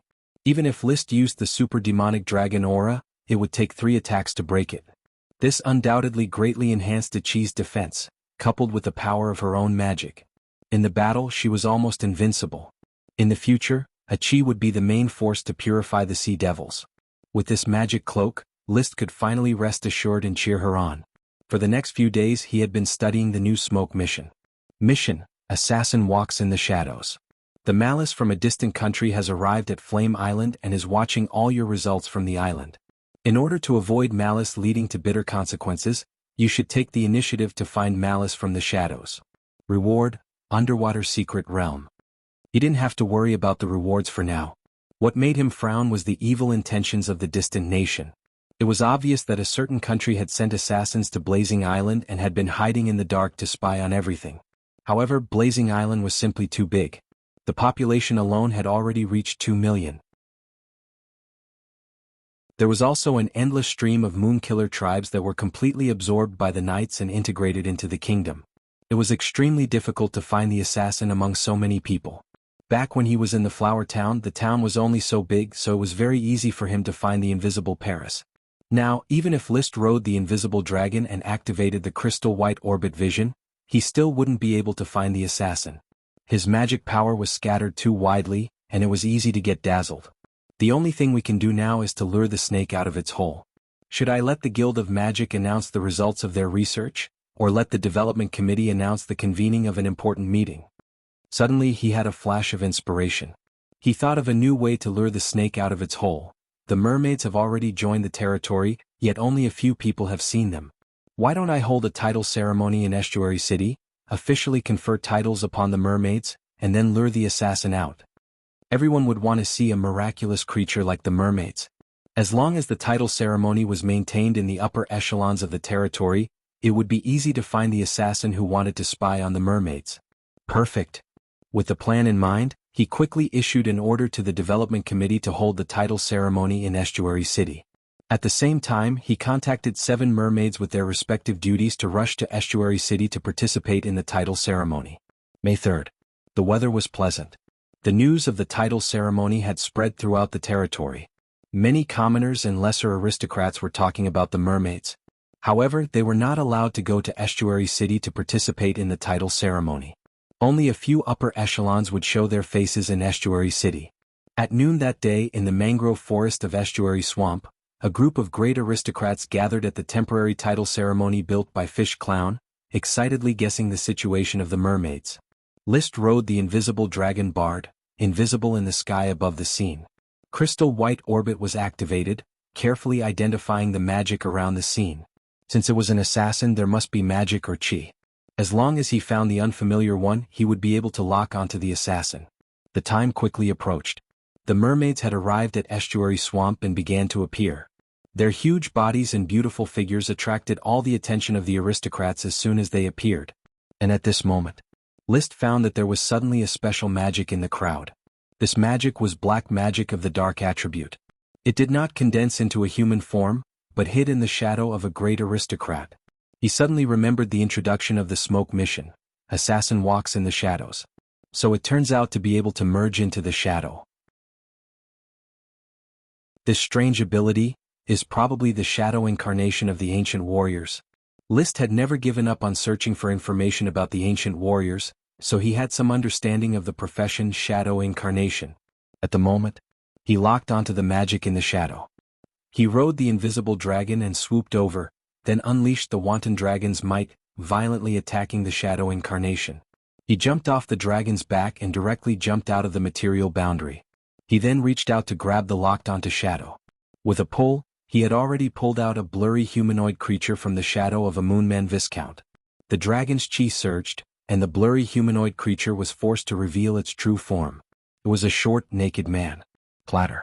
Before the aristocrats could react, List had already taken out the orichalcum shackles and cuffed the naked man, locking the magic in his body. He then threw it to the knight beside him. "Keep an eye on him. Your Majesty, Your Highness." Only then did the aristocrats react and exclaim, "Don't be nervous. We just found an assassin. Count Geoffrey, take him away. We will continue with the conferring ceremony." List waved his hand, indicating that the conferring ceremony would proceed as usual. Although the aristocrats were full of doubts, List had already spoken, so they continued with the conferring ceremony. During the ceremony, List personally conferred titles to the mermaids one by one. Marquis of the Fishermen, Gulvik. Marquis of the Great West, Etnia. Marquis of the Salt Water, Buruposi. Marquis of the Water, Tibitus. Marquis of the Trench, Sharawala. Marquis of the Fugitive, Viswendi. Marquis of the Lost, Coelic. The titles of the other mermaids were fine, but the titles of Viswendi and Coelic were really inelegant. However, their original countries of the sea, one was called the Fugitive Country, and the other was called the Lost Sea. Even she did not mind, so List would not mind. With the mermaids pledging their loyalty, the conferring ceremony ended hastily. List signaled the aristocrats to communicate with the mermaids on their own, while he hurriedly left to interrogate the origin of the shadow incarnation. Chapter 1002. There was no need for List to remind him. The shadow incarnation's interrogation methods had already been used. After some physical pain, the short assassin finally confessed everything. His name was Heathley Shadow, an inheritor of an ancient warrior, shadow incarnation. He came from the great empire in the far west, the Noble Frost Empire. He was sent to the Fire Kingdom by the Emperor of the Noble Frost Empire, Great Emperor Jupiter, to investigate the news of the Holy Dragon, the Invisible Dragon. We have 5 shadow incarnations, all lurking in various parts of the Fire Kingdom. However, a week ago, one shadow incarnation left with news of the Invisible Dragon. There are still 3 shadow incarnations left. I don't know where they are hiding. I will investigate the information in Estuary City. How do I contact them? Every week, we meet in a tavern in Dragon Valley City to share information. There are still 3 days until the next meeting. List narrowed his eyes. He finally knew why the smoke mission had not been completed even though he had caught this shadow incarnation. It turned out that there were still 3 shadow incarnations lurking in the dark. Furthermore, one of the shadow incarnations had already left Flame Island, and there was no way to catch him. The Noble Frost Empire. A serious thought flashed in his mind, but he immediately suppressed it. He continued to interrogate Heathley Shadow. First, information about Heathley's personal profession. Shadow incarnations were one of the ancient warriors. They did not cultivate chi or magic power. All practitioners had dark magic power. Unlike mages, they could integrate dark magic power into their bodies and transform them. This allowed their bodies to blend into all shadowy environments through a special method. We were originally Earth Knights. After displaying dark chi, we were chosen by the royal family and began to cultivate into shadow incarnations through special means, engaging in assassination, investigation, and other work. I can tell you the specific cultivation method, but in the process of transforming chi into magic power, we need to soak in medicine several times. I don't know the formula of the medicine, Heathley said. This basically cut off List's idea of cultivating shadow incarnations. However, this was very normal. Since the royal family of the noble Frost Empire had mastered the method of cultivating shadow incarnations, they would definitely hold the medicine formula tightly and would not leak it at will. After all, there was no guarantee that the shadow incarnation would not be captured and reveal the cultivation method. My power isn't that great. I belong to the deep shadow of the shadow incarnation. Shallow shadow, deep shadow, and shadowless respectively correspond to the Earth Knight, the normal Sky Knight, and the perfect Sky Knight. Heathley was a deep shadow which was equivalent to the normal Sky Knight. His most powerful assassination method was to jump out from the shadows and assassinate. He might not be able to defeat the Sky Knight in a head-on battle, but he could even kill a sword saint with a sneak attack. However, the shadow incarnation was not without its limitations. Their clothes could not blend into the shadows. Thus, before spying, they would hide in the shadows in the corner. When the other party was unprepared, they would jump into the other party's shadow naked and follow him. After the assassination, he had to leave the scene naked, find his clothes, disguise himself as an ordinary person, and disappear into the crowd. Then, can't you go anywhere at night? List asked, puzzled. Heathley smiled bitterly. It's not easy to assassinate at night because the shadow state will be too dark, and I might not even be able to find my assassination target. When I blend into the shadows, I can only rely on the boundaries of the shadows to move, and rely on the light outside to sense. Once there was no light, the shadows would have no boundaries and he would not be able to figure out how to move, so he would get lost. This explanation was very logical. Otherwise, wouldn't the shadow incarnation be able to kill whoever it wanted at night? It would be completely lawless. After understanding the occupation information of the shadow incarnation, List began to understand the information of the noble Frost Empire. Heathley, who had suffered, was very straightforward and answered every question. I don't know how Great Emperor Jupiter knew about the invisible dragon. I'm just a shadow incarnation, and I've only seen Great Emperor Jupiter a few times. The orders were given by the leader of the shadow incarnation. Great Emperor Jupiter is called Great Emperor Jupiter, and after becoming emperor, he is a person without a surname. A person without a surname? The emperor has no surname, because surnames can no longer bear the glory of the emperor. List smiled and continued to interrogate. Then what's the family surname of Great Emperor Jupiter? The Light of Tranquility. What does the Light of Tranquility have? I don't know. How old is Great Emperor Jupiter? He was suddenly very concerned about this question. He wanted to know the age of the emperor to determine if the other party was the Lord of the Dragon territory. I don't know, but I guess Great Emperor Jupiter is 40 years old. Through the conversation with Heathley, List quickly outlined the image of Great Emperor Jupiter. He was 40 years old, in the prime of his life, a dragon knight, riding an elemental dragon, Dark Dragon. The dragon was as black as ink, with a body length and wingspan of more than 70 meters. Great Emperor Jupiter had once personally led the orders of chivalry to destroy a principality and vassal state, and killed the other party's dragon. He could be considered a monarch. The noble Frost Empire spoke of the Chai language. Heathley spoke a few words which sounded a bit like the language of the moon.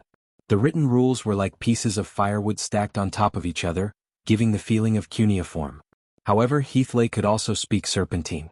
These shadow incarnations were trained to speak multiple languages from an early age, and were sent to different countries to carry out missions. The empire was very large and wars were frequent on the border, especially with the Empire of Light. A war would break out every few years, and the Dragon Knight would often launch a dragon-slaying war. I don't know how many dragons there are in the empire. I've been performing assassinations in the mercenary city-states for a long time. The mercenary city-states are composed of many small exiled countries.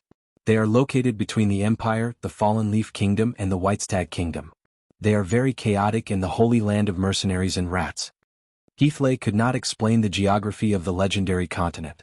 He only knew that the mercenary castle bordered the noble Frost Empire, the Fallen Leaf Kingdom and the White Stag Kingdom. After receiving the order from the Shadow Incarnation leader, he and the other 4 Shadow Incarnations set off from the mercenary city-states and headed east. After passing through the Fallen Leaf Kingdom and the Blast Furnace Kingdom, they arrived at the Eagle Kingdom, and then sailed to the Grand Duchy of Sapphire. They then inquired about the road to the Fire Kingdom, and followed a caravan into the Fire Island. They began to disperse and spy on the situation of the Fire Kingdom, focusing on investigating the invisible dragon. The empire has many vassal states, all grand duchies and duchies. The imperial city is built on a mountain, and the whole mountain is the city. There is a spring at the top of the mountain that flows through the entire imperial city. After listening to Heathley's description of the noble Frost Empire, List suddenly asked, "Does the noble Frost Empire have archmages?" "Yes."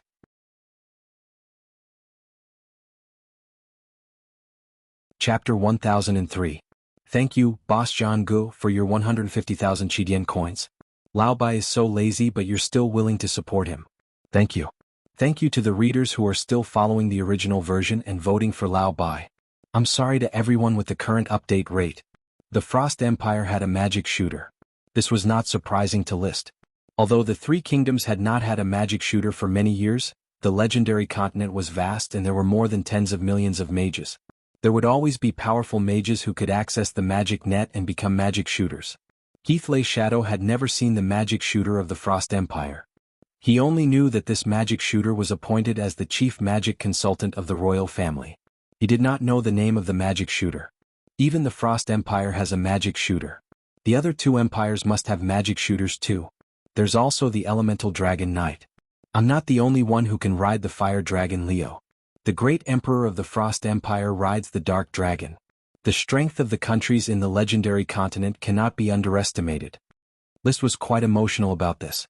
In the living room listening to him, the Marquis Oxtail said, "List, the focus now should not be on whether there are magic shooters in the legendary continent, but the purpose of the Frost Empire. The great emperor of Jupiter sent the Shadow Incarnation to investigate the invisible dragon. Obviously he wants to target the holy dragon. We must be careful. Father, please rest assured. I won't take it lightly. The Fire Kingdom is located in a remote corner, very far from the Frost Empire. Even if the great emperor of Jupiter wants to target Bard, I will let him understand the principle of, a powerful dragon cannot suppress a local snake." List was very confident about this. The smoke mission would provide him with warnings at any time. The power of fate had always been on his side. The Frost Empire had just released its malice, and the smoke mission had already helped him to remove it. He had already arranged the next action. With the help of Heathley and the other Shadow Incarnations, he was ready to capture the remaining 3 Shadow Incarnations in one fell swoop. As for the Shadow Incarnation that had already left, he could only watch it leave. However, if there were more Shadow Incarnations coming next time, he would ask a Chi to lead the mages of the Guild of Magic to set up a scouting magic array at the entrance and exit of the teleportation portal to quickly find unknown intruders. Of course, with the development of the Fire Kingdom, there wouldn't be any secrets that needed to be kept strictly. So what if the mermaids, unicorns and orichalcum dragons were exposed? Even the invisible dragon was exposed, so it wouldn't be surprising if a few more mystical creatures were exposed. Furthermore, he had the Devil Foundation communication method, allowing him to communicate through long distances. But this didn't mean that the other countries didn't have it. Most of the information about the Fire Kingdom had already been exposed by the rats. The only reason why the Fire Kingdom was still safe and sound was probably because the other countries had yet to figure out how to deal with the Fire Kingdom. The Kingdom of Eagle was ready to show weakness to the enemy. They were indeed weak now. The Steel and Iron Ridge Kingdom was ready to draw people into marriage. The Red and White Rose family was obviously the Platinum family. King Osborne could not allow the Red and White Rose family to associate indiscriminately. The Blast Furnace Kingdom had only expressed their goodwill and hadn't made any clear moves yet. The 2 countries were too far apart, so the Fire Kingdom wouldn't be able to affect the Blast Furnace Kingdom in the short term. Once the development of the Fire Kingdom affects the core interests of the 3 kingdoms, the dragon-slaying war might still happen. It was just that he did not expect the noble Frost Empire to intervene. To be honest, this brought a certain amount of pressure and urgency to List. After all, the noble Frost Empire had the elemental Dragon Knight and magic shooters. Their combat power was absolutely not to be underestimated. He was not afraid of any kingdom, but he might not be able to compete with the Empire. It should be known that a kingdom had several Dragon Knight, and an empire had at least a dozen Dragon Knight. It was not impossible to have more than 20. With such a number of Dragon Knight, List could be drowned by the Dragon Sea tactic. The only consolation was that the noble Frost Empire was not friendly enough with the surrounding countries.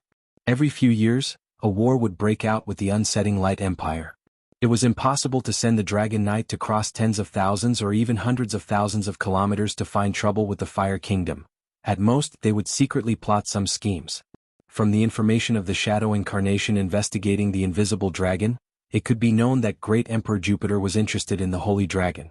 It was likely that he would set up some schemes against the invisible dragon Bard. Fortunately, Bard is about to reach adulthood, and with the help of a Chi and I, he has completed the control of space travel in advance. He may not be strong enough in a head-on battle, but no dragon or Dragon Knight can stop him when he escapes. List had always been concerned about Bard's growth. Most of the newly harvested red dragon water was given to Bard in a biased manner. 3 days later, in a tavern in Dragon Valley City, 3 shadow incarnations, unaware that their identities had been exposed, walked into the tavern like ordinary people and met up with Heathley Shadow. Just as they were about to exchange the information they had gathered, List personally acted. His supreme demonic dragon chi surged and he forcefully captured the 3 in an instant. Then he took out the orichalcum shackles and locked them up. After another round of questioning, he obtained more information about the noble Frost Empire from the 3 shadow incarnations, Rudolph Shadow, Cassio Shadow, and Barrett Shadow. Although it was not comprehensive enough, he finally had a preliminary impression of the distant empire. A warlike empire and a warlike emperor. The national power was not comparable to the unsetting Light Empire and the Blue Dragon Empire, but its combat power was not inferior at all, and it had a strong suppression on the surrounding countries. It is not a good thing to be targeted by such an empire. The Oxtail Marquis was still very worried. List did not say much. He would deal with the situation as it came and that was all. After he finished interrogating the shadow incarnations, the smoke mission was immediately completed. Mission completed. Reward, Undersea Secret Realm. At the same time, a new mission was issued. Mission, the malice brought by the shadow incarnations is just the beginning. No one can guarantee whether this is a test or the beginning. However, to forge iron one must be strong. The development of the Fire Kingdom is the most important thing. Please build a second magic transmission array. Reward, a greater sprite. Another greater sprite as a reward. With the rapid development of strength, the reward level of the smoke mission had increased too much. Ordinary lesser sprites could not be used as a reward, and greater sprites were equivalent to sprite worms in the past. The smoke mission had already rewarded several dragons and dragon clues. The new mission was to build a second magic transmission array, which had been confirmed to be a transmission array from the Jade Mountain to the legendary continent. It would be used to contact the Snowwind Mountain Principality and expand the trade channels of the Fire Kingdom. However, Achi was not free for the time being, so the magic transmission array had to wait for a while. He also took this opportunity to rest and not be busy with the smoke mission all day. He was a person who controlled his fate, not a person who was pushed by fate, although he was often pushed by fate. At this time, the reward for the previous mission, the Undersea Secret Realm, was quickly obtained. The Mermaid Marquis of Great Western Etnia accidentally found a secret realm while searching for sprite worms in the deep sea. This secret realm was not a relic of the former Sea Kingdom, but a naturally formed underwater wonder. Your Majesty, the secret realm is very magical. It unexpectedly props up a dry area on the seabed without seawater, and there are flowers, trees, and land beasts living inside. So magical? Come, take me to see it.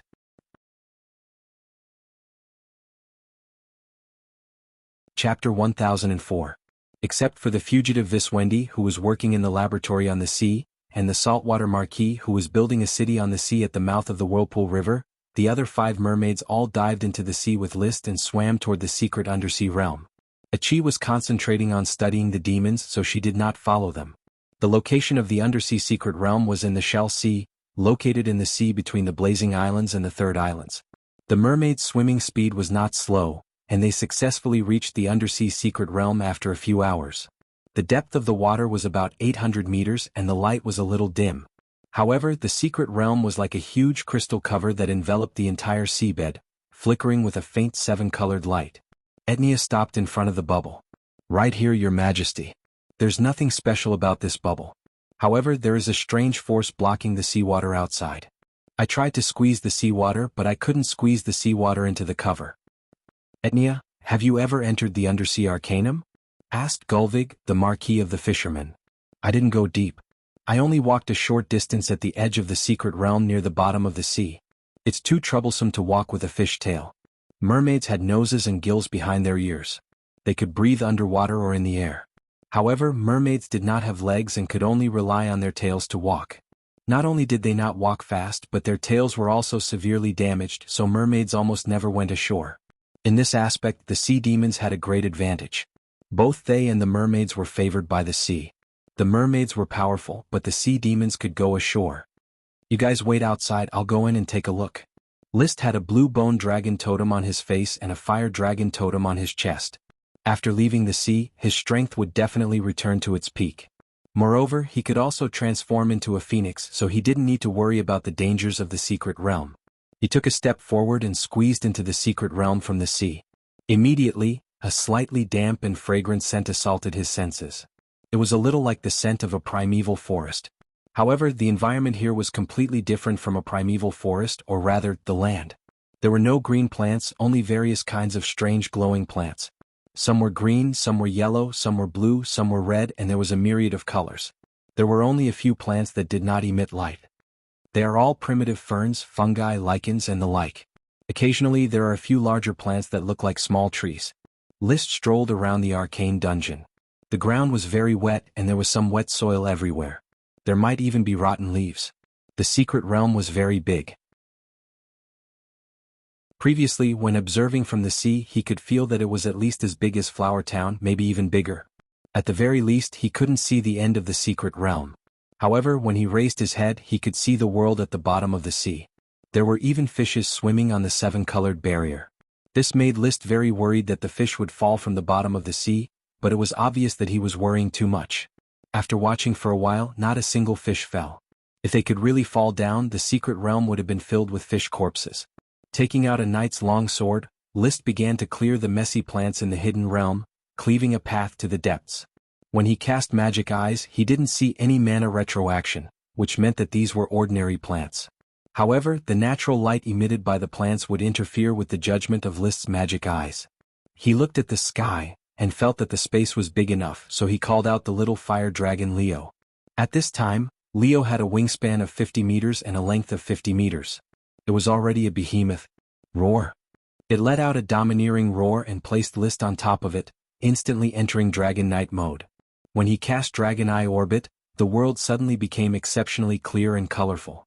The color discrimination quickly reached saturation, and it was easy to distinguish which was the mana retroaction light and which was the natural light emitted by the plants. At this moment, the dragon's eyes swept across the ground and immediately found the light of mana retroaction. 3 of them were the relatively ordinary light of chaos, and only one of them was extremely dazzling with blue and white light. This could be the light of water retroaction, but it was a little different from the supreme magic on Chi and the mermaid. Don't worry, let's check out the 3 ordinary lights first. He rode Leo straight to the nearest chaotic light. He jumped down. Soon he discovered that it was a plant breeding a sprite worm. The sprite worm was hiding behind the leaves and sleeping. The worm's stalk was a bit similar to that of a banana tree's leaves. It had no flowers, only a short and thick rhizome and 5 large leaves. There were also a few similar plants nearby. Unfortunately, they had no magic power and were not magic ingredients. List quickly contracted the sprite worm, and then let it continue to sleep on the leaves. There were no animals in this small secret realm, so the sprite worm was very safe. He then rushed to the second and third places. There were sprite worms in both places. One was a strange big flower, while the other was a seemingly bare small tree with leaves and a trunk. They were not magic ingredients. After the contract, List did not take the sprite worms with him and let them live on their own. The sprite worms could not be too far away from the worm stalk. He was going to find a way to transplant the 3 plants onto land. If not, the sprite worms seemed to have no value in development. After the ordinary chaotic light was dealt with, he quickly rushed to the center of the secret realm and approached the place that was emitting the blue-white super magic light. He was surprised to find a piece of gray-white bone exposed on the ground. The blue-white light was emitted from the bone. The bone was huge and looked like the tailbone of some kind of creature. It should be a dragon tailbone? List's heart suddenly shook, then glanced at Leo's tail, compared the bone, and speculated that the dragon was a little bigger than Leo. Did I find the remains of another dragon? Let me excavate it and see if I can find mineral deposits. Excitement lingered in his heart. A dead dragon was also a very valuable treasure. A thought flashed in his mind: the Great War of the past should have been centered on the Flame Archipelago, so there are so many dragon remains on this archipelago and the surrounding sea. Black Horse Island was the remains of a fire dragon. Heart Island was the hind legs of an emerald dragon. Flame Island was the remains and mineral deposits of the titanium dragon, Blackheart dragon, lead dragon, bronze dragon, and mercury dragon. The entire sea was still filled with the pollution of the cursed dragon. Now a new dragon's remains were found in the Sea of Shells, and even the super magic had not subsided. Obviously, the sea blocked the air and slowed down the loss of the super magic on the dragon's remains. Winnie, come out and help dig the mineral deposits. He called out the bone dragon Winnie, and then Human Dragon Unite entered the Mind and Soul Unite link. Both man and dragon were shocked. Driven by a wonderful and comfortable feeling, the bone dragon moved quickly and dug along the tailbone with its dragon claws. As the excavation went deeper, the dragon bones were revealed little by little, but the mineral deposits did not appear. List could not help but think, what kind of dragon's remains are these? Is it the remains of an elemental dragon? What kind of element would it be? Water, fire, earth, wind, thunder, light, ice, darkness?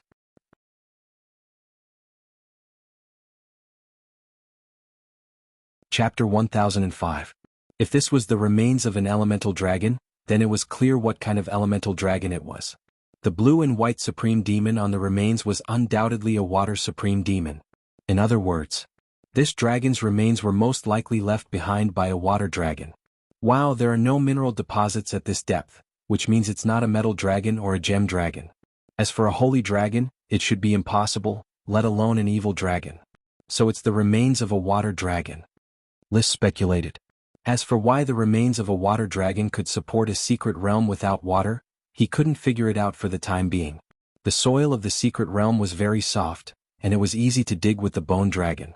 After a few hours of work, he dug a pit of hundreds of meters and dug out the entire skeleton of the water dragon. All the bones had fallen apart, but with his understanding of dragons he could still put all the bone fragments together. Judging from the skeleton that was pieced together, this water dragon had a slender body and the longest neck of all known dragons. Its overall length was 85 meters and its wingspan was 90 meters. It was larger than a light dragon with a wingspan of 80 meters, but smaller than a fire dragon with a wingspan of 100 meters. The size of a dragon was not the standard to judge its combat power, but usually, the larger the body, the stronger the combat power. The water dragon's combat power was obviously very strong.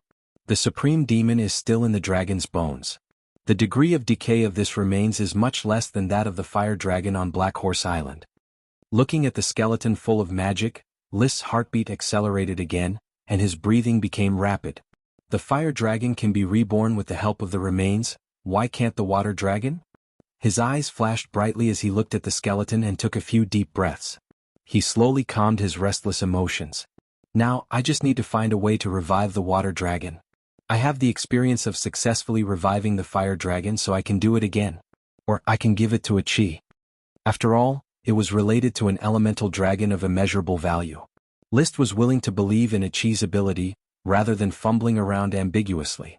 To be honest, List still couldn't figure out why the little fire dragon Leo could be born. Ever since he taught a chi everything he knew, he was too lazy to use his brain to do research. He left everything to the professionals to study and just waited to receive the results.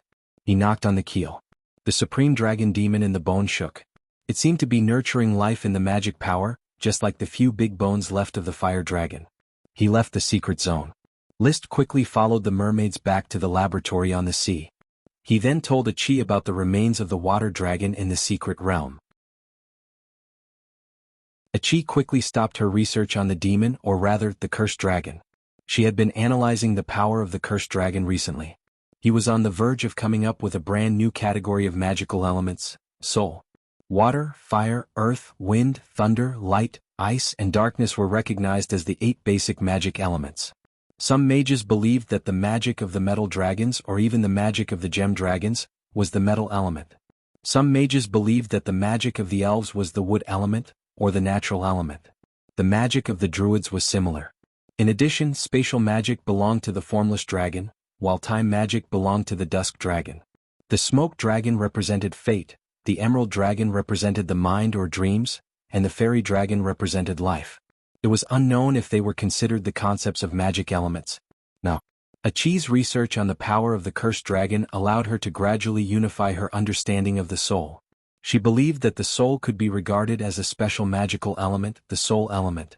Curses were an application of the soul element. Others, such as liches and ghost ships, were all branches of the soul element. Brother, the soul element is still different from ordinary magical elements. After all, the soul is related to the spirit, and it is the third foundation of the world besides matter and magic. Achi swam in the sea while communicating with List. The resurrection of the fire dragon should be because you accidentally touched the soul element. Hearing you say that, I suddenly remembered that no matter how I hit the remains of the fire dragon, it didn't work. However, when I used the materials on the ghost ship as fuel, Leo was soon born. It seems that the most important thing to resurrect the elemental dragon is to have the participation of the soul element. Yes. Now that we don't have the materials for the ghost ship, Achi, how do we deal with the soul element? Achi smiled playfully. Brother, have you forgotten? Achi has been studying the power of the cursed dragon every day, and I have collected a lot of pure soul element. If the principle of the water dragon's resurrection is the same as the fire dragon's, I can definitely use these soul elements to resurrect a little water dragon for you. Hearing Achi's confidence, List was elated. Haha, when you resurrect the little water dragon, I will have the seventh dragon. Moreover, this dragon was a water dragon among the elemental dragons, so it would definitely have no problem swimming in the sea. It meant that once he rode the water dragon, he would be able to roam the sea freely. As the water dragon knight, he would not be limited to the sky. She came to the center of the secret realm. Achi quickly studied the skeleton of the water dragon on the ground. She studied it for a day and a night. Finally, Achi came to a conclusion. The remains of the water dragon are full of supreme magic, but like the remains of the fire dragon, the soul element has been exhausted. Now, as long as I inject the soul element and resonate with it, the remaining vitality of the fire dragon will be resurrected. In fact, the theory behind it was very complicated. Achi's short explanation was just to make it easier for List to understand. How do I cooperate now? Brother, you just need to trigger the supreme magic resonance of the dragon. Achi will inject the soul element collected during this period of time, and then use an amplification magic array. I believe the water dragon will soon be resurrected. In fact, the elemental dragons are very magical. They should have considered the problem of resurrection before they died, and have long stored their vitality in the depths of the skeleton. Understood. So Achi began to collect the materials for the magic array. Although List had nothing to do, he did not idle around. He tried to collect the 3 arcane realm plants named Earth Banana, Nameless Flower, and Bear Tree, and planted them on the ground. The planting was naturally taken over by the mages from the Guild of Magic to find a suitable planting environment. Just like that, the weather turned hot in the middle of May. List stood in the center of the magic array that had been set up, accompanied by the remains of the water dragon. Achi stood at the side, holding a large glass bottle with faint smoke rolling inside. It was the pure soul element collected from the cursed dragon and other sources. Achi, are you ready? Yes. Then let's begin. List took a deep breath. The supreme magic dragon's combat energy circulated, and he began to knock on the remains of the water dragon, causing the supreme magic dragon to vibrate. The vibrations grew stronger and stronger and soon reached the level of resonance. At this time, Achi pulled out the stopper at the mouth of the bottle and poured out the soul element. The next moment, the supreme magic dragon had already begun to resonate. In that instant, a miraculous reaction occurred rapidly. The supreme magic dragon seeped out of the dragon's bones, and fused with the spreading soul element smoke, forming a small blue and white dragon in the form of magic. The little dragon let out a baby cry, and then plunged into List's body. Boom! The miraculous telepathy rippled in List's mind. He quickly felt a friendly little beast burrowing into his abdomen, and hiding in his left kidney. However, the little beast did not seem to feel very comfortable and quickly moved to the right kidney, but it still did not feel comfortable enough. It split into two, one staying in the left kidney, the other in the right, and connected the two parts through magic. This time it let out a happy cry.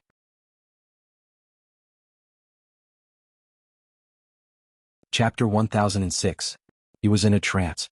List was still in disbelief after the little water dragon entered his body in the form of magic power. For the countless night classes in the legendary continent, dragons were rare legendary creatures. However, he revived another elemental dragon from the secret undersea realm as a reward for a smoke mission. Although the process was complicated and consumed a lot of resources, it was easier than getting a big elf. It was so easy that it felt unreal. Of course, I can't think of it that way. I'm now an invincible six-headed dragon knight with the help of 7 mermaids and a chi, an invincible magic shooter. Reviving the water dragon is a piece of cake. If it were any other big noble, even the dragon-raising family or the emperor, I'm afraid it would be difficult to revive the water dragon. He was very emotional about this. This was probably the reason why the rich got richer and richer. Only with money could one keep making money. An ordinary person with $1,000 could only earn a few $100s at most. A rich person with $10 million could earn tens or hundreds of thousands of dollars with interest in the bank. In terms of luxury in the ocean, List was confident that he could beat the emperor. However, his emotions didn't last too long. At this moment his body was already in a mess. The bone dragon Winnie occupied the head and didn't care about it.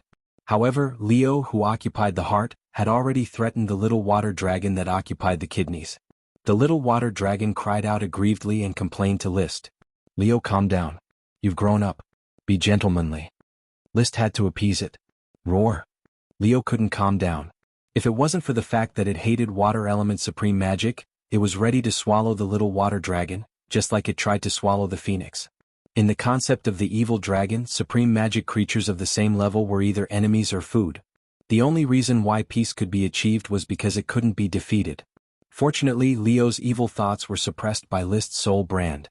After List assured it that he would provide it with enough fire dragon water, it calmed down.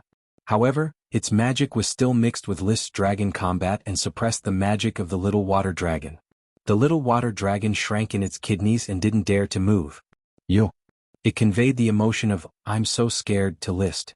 Although they were both evil dragons, the water dragon was much friendlier and more intimate. It didn't have as many evil thoughts as Leo. Big brother, has the little water dragon awakened? Achi looked at the dazed List and asked. Only then did List come back to his senses from comforting the fire and water dragons. A bright smile appeared on his face. Everything's done. The little water dragon is still in its magic form for the time being. I'll need to raise it for a while to let it absorb enough water element magic to evolve into a body of flesh and blood. That's good. The supreme demon, Achi, can provide it with water. I believe it will grow up soon. I'll have to trouble Achi to take care of the little water dragon from now on. Achi is very willing to take care of the little water dragon. While they were talking, the rainbow-colored light shield above his head suddenly trembled and began to shrink inwards. The seawater surged over violently and exploded. Not good. Without the support of the water dragon's supreme demon, the secret plane is going to collapse. List was suddenly alarmed. Although he couldn't figure out how the water dragon's supreme demon could support a bubble without water, it was clearly not something he needed to think about right now. He quickly said to Achi, clean up the remains of the water dragon. I'll go collect the sprite worm stalks and collect a batch of plants of the same genus to cultivate on land. Otherwise, the 3 sprite worms will surely die along with the disappearance of the secret plane. Achi quickly gathered all the dragon bones together and froze them with eternal ice to prevent them from being washed away by the seawater after the collapse.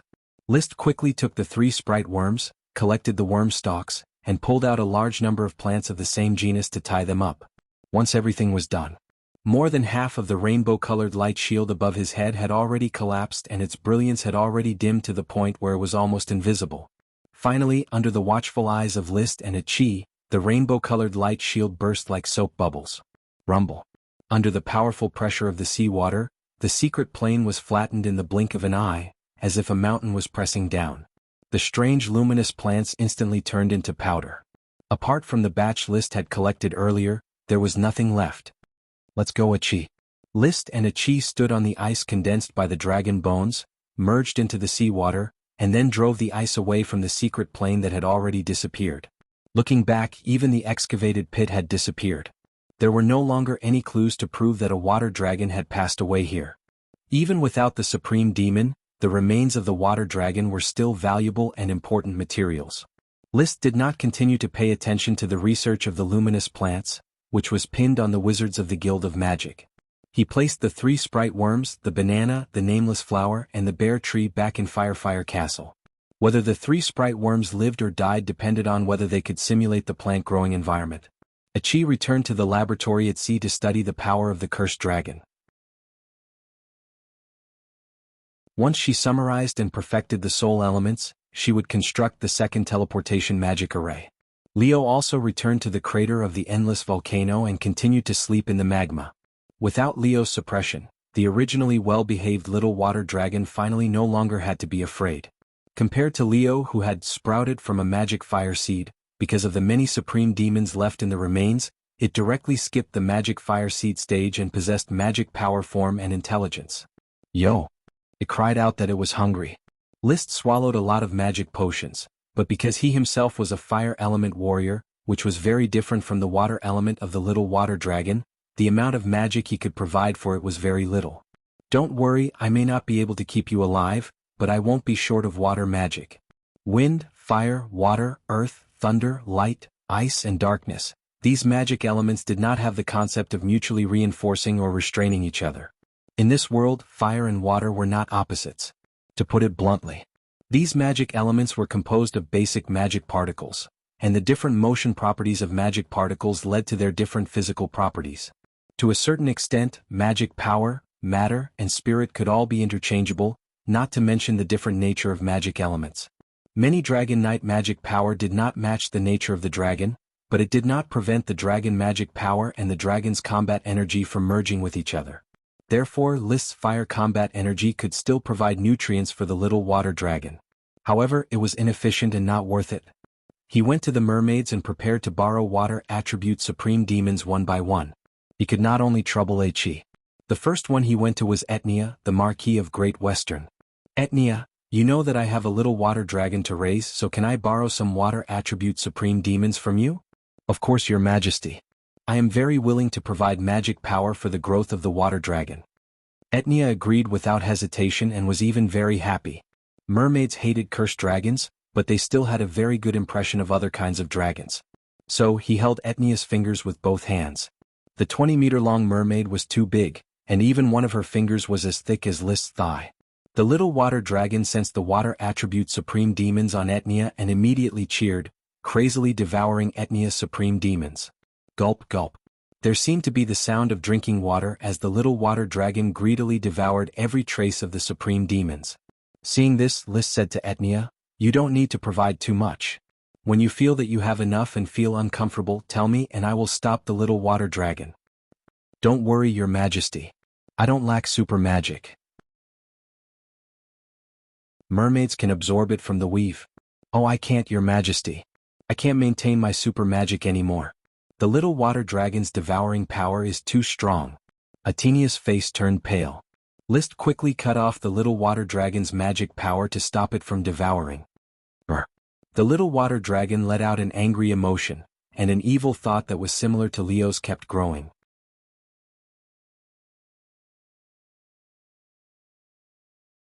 Chapter 1007. Control your anger, little water dragon, or I'll call Leo back.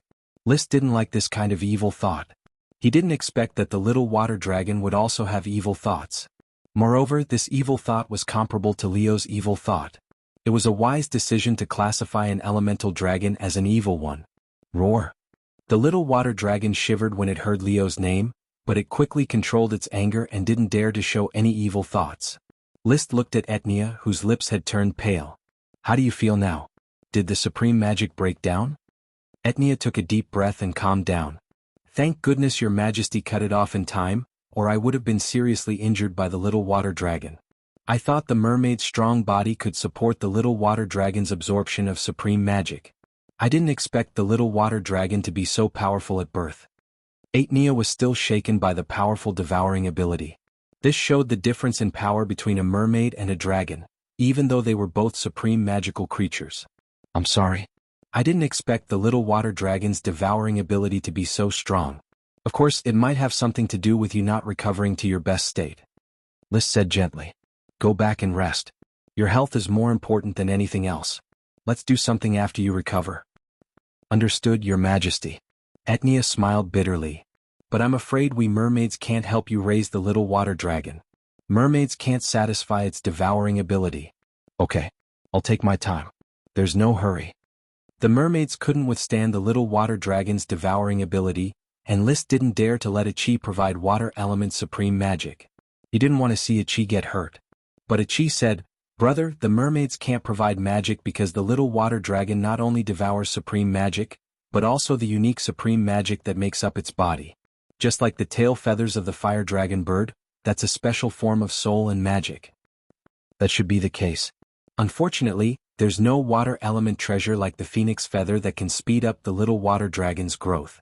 Ichi can do it. The High Mage laughed. Big brother, don't forget what Ichi has been researching recently. It just so happens to be the soul element.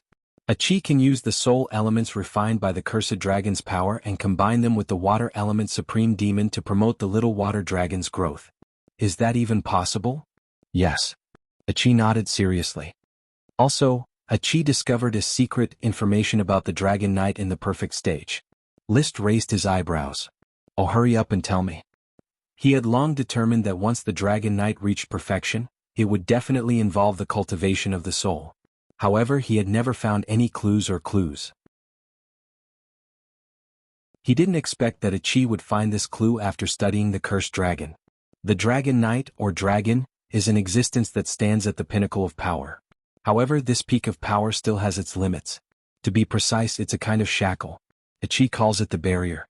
A Dragon Knight at the peak stage will face the shackles of the barrier, unable to advance any further. Barrier? List didn't understand. Ichi continued to explain, "Big brother, you've seen the Weave Dragon, so you should know of its existence. It isn't bound by the current fixed space and time. Ichi believes that it is a dragon that has surpassed the barrier. This barrier might be the boundary between matter, spirit, and magic."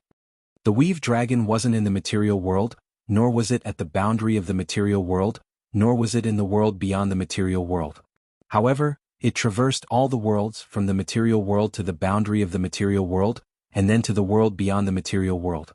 The barrier that Ichi was referring to was the boundary between matter, magic, or even the spirit. The barrier that the Weave Dragon had broken was the boundary between matter and matter. Matter, spirit, and magic. These three are the foundation of the world. Once the barrier of this foundation is broken, one will surpass the peak of power. Therefore, Ichi believes that the next step of the Elemental Knight's cultivation system is the magic barrier, while the next step of the Metal Knight and the Gem Dragon Knight's cultivation system is the material barrier. Then what about the Holy Dragon?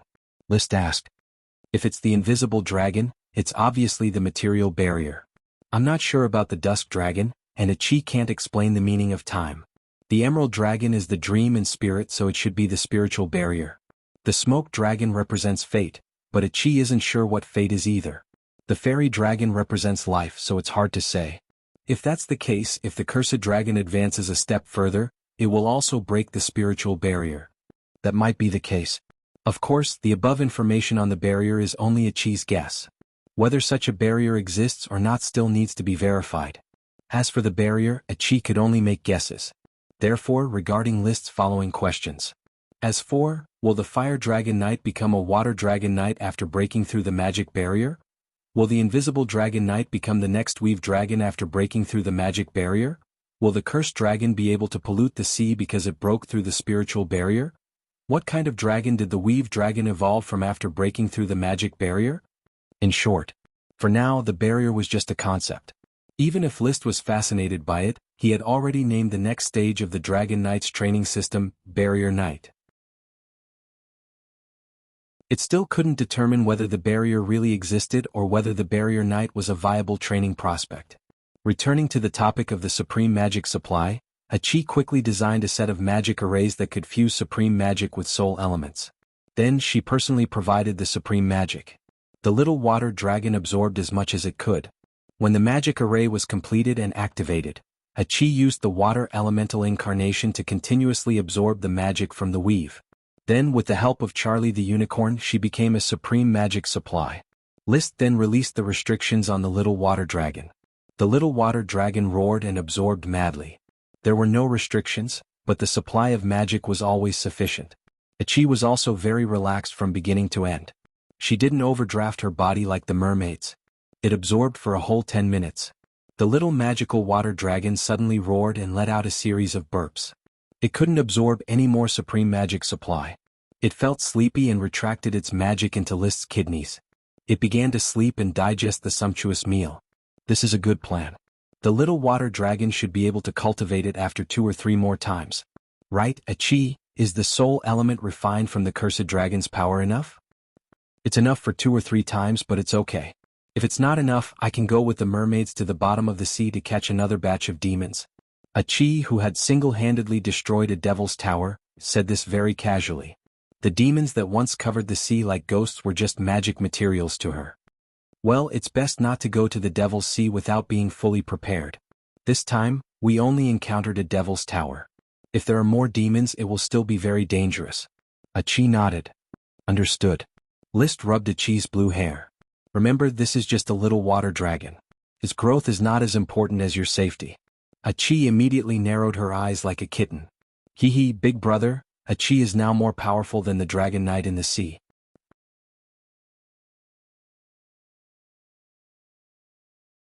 Chapter 1008. Brother, do you still remember this black ring? After feeding the little water dragon, Chi continued to chat with List. She was wearing a black ring on her finger. I remember, it's a divine tool of the ancient moon-killing mage. Why, have you already cracked its usage? List was surprised.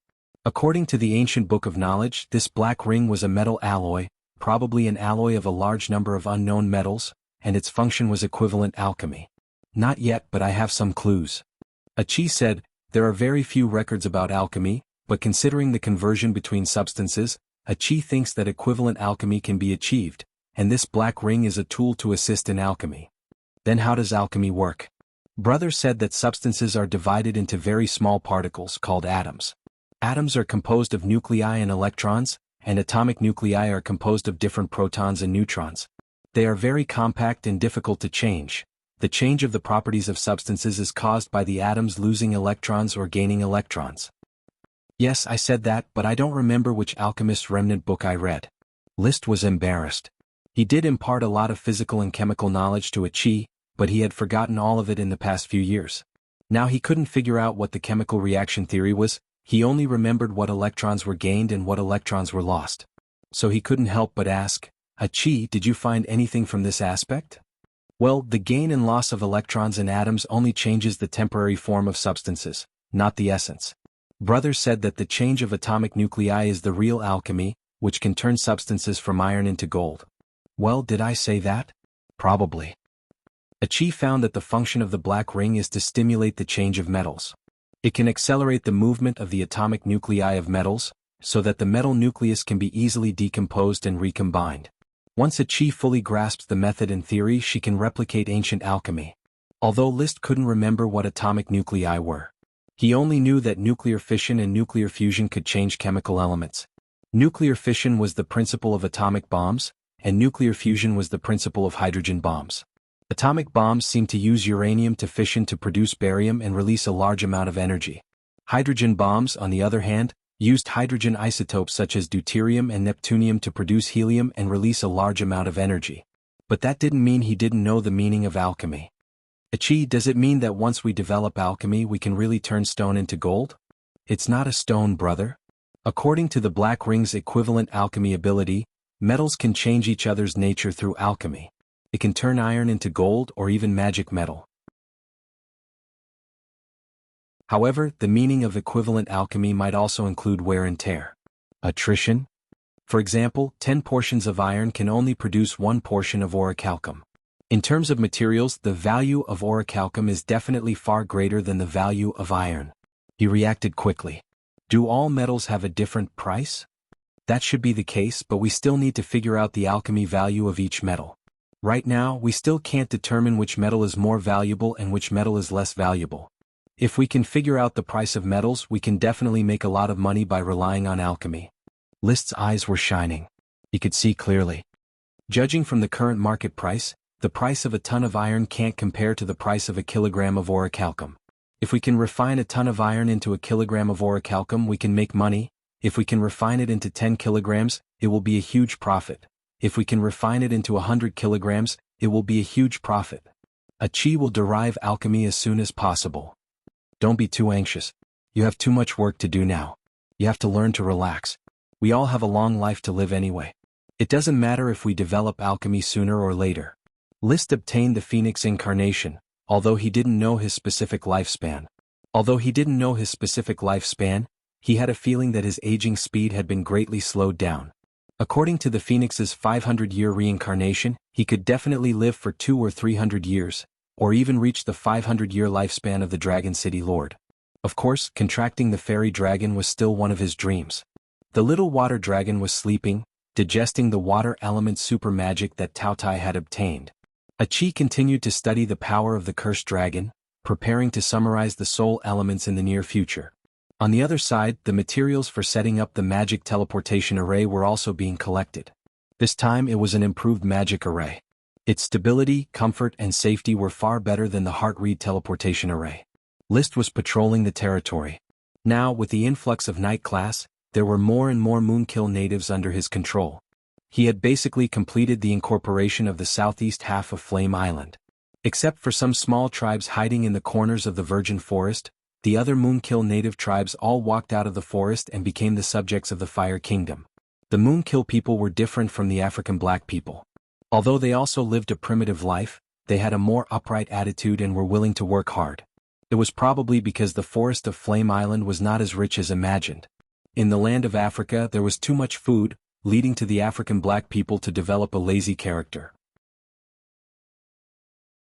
In the forest of Flame Island, the Moonkill people had to fight against World of Warcraft and had to endure the winter hunger.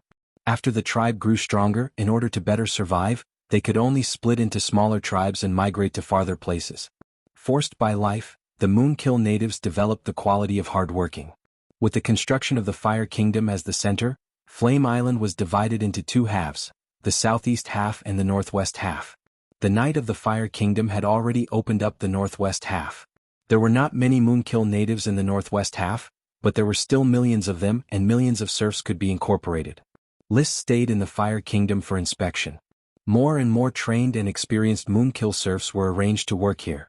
A large city designed to accommodate a population of 500,000 was rising from the ground.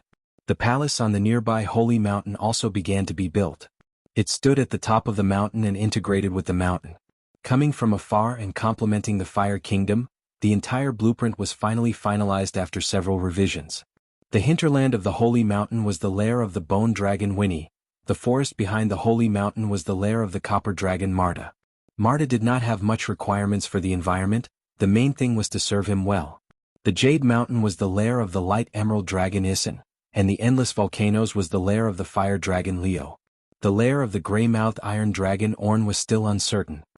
He was flying aimlessly around Flame Island, preparing to find a place he liked and build a lair.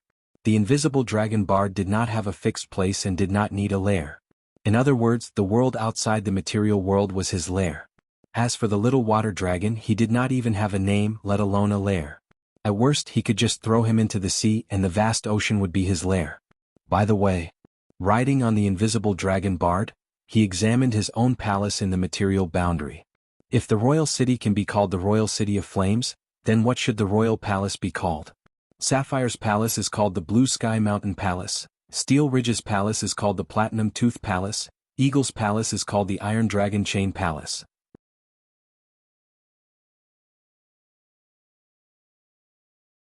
Chapter 1009. I won't name it for the time being.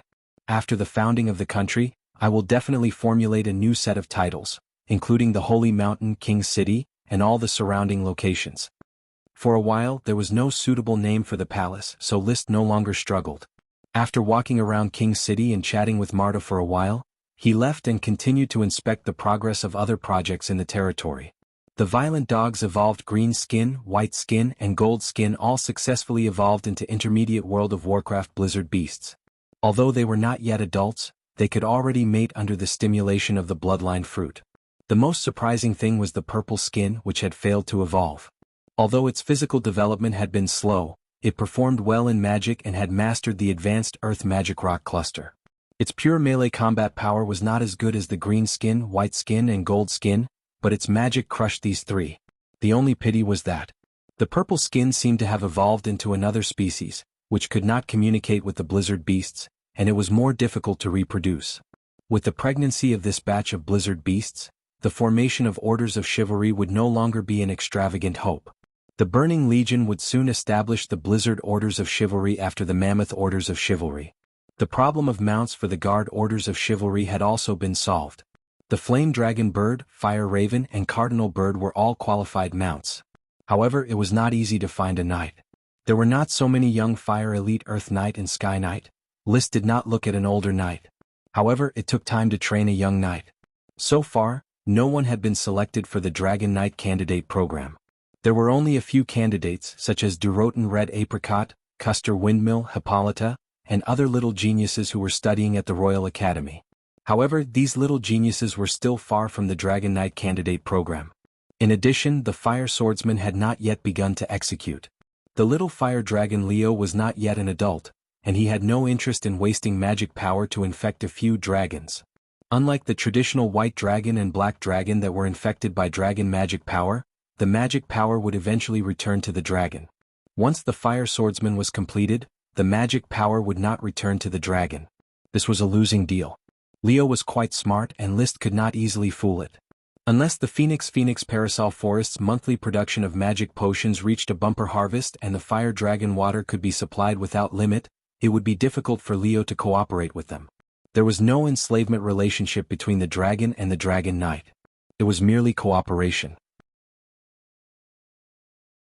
Even with the suppression of the spiritual imprint, it was just like an additional layer of marriage ceremony.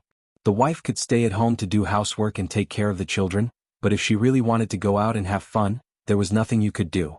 If Leo didn't cooperate, what else could List do? He could only tempt him with benefits. I hope that the little water dragon won't be as evil as Leo in the future. Although my first dragon was Leo, I still think that the invisible dragon Bard is the best dragon. Bard was really easy to order around. He only needed to provide a little bit of smoke grass and endure the smell of the smoke grass from time to time, and he could perfectly satisfy any of List's requests.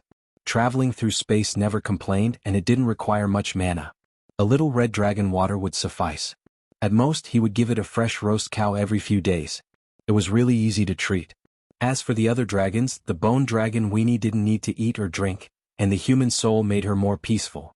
The light emerald dragon Ethan was an alcoholic. Fortunately, Amelie was taking care of him, so there was no need for List to worry about him.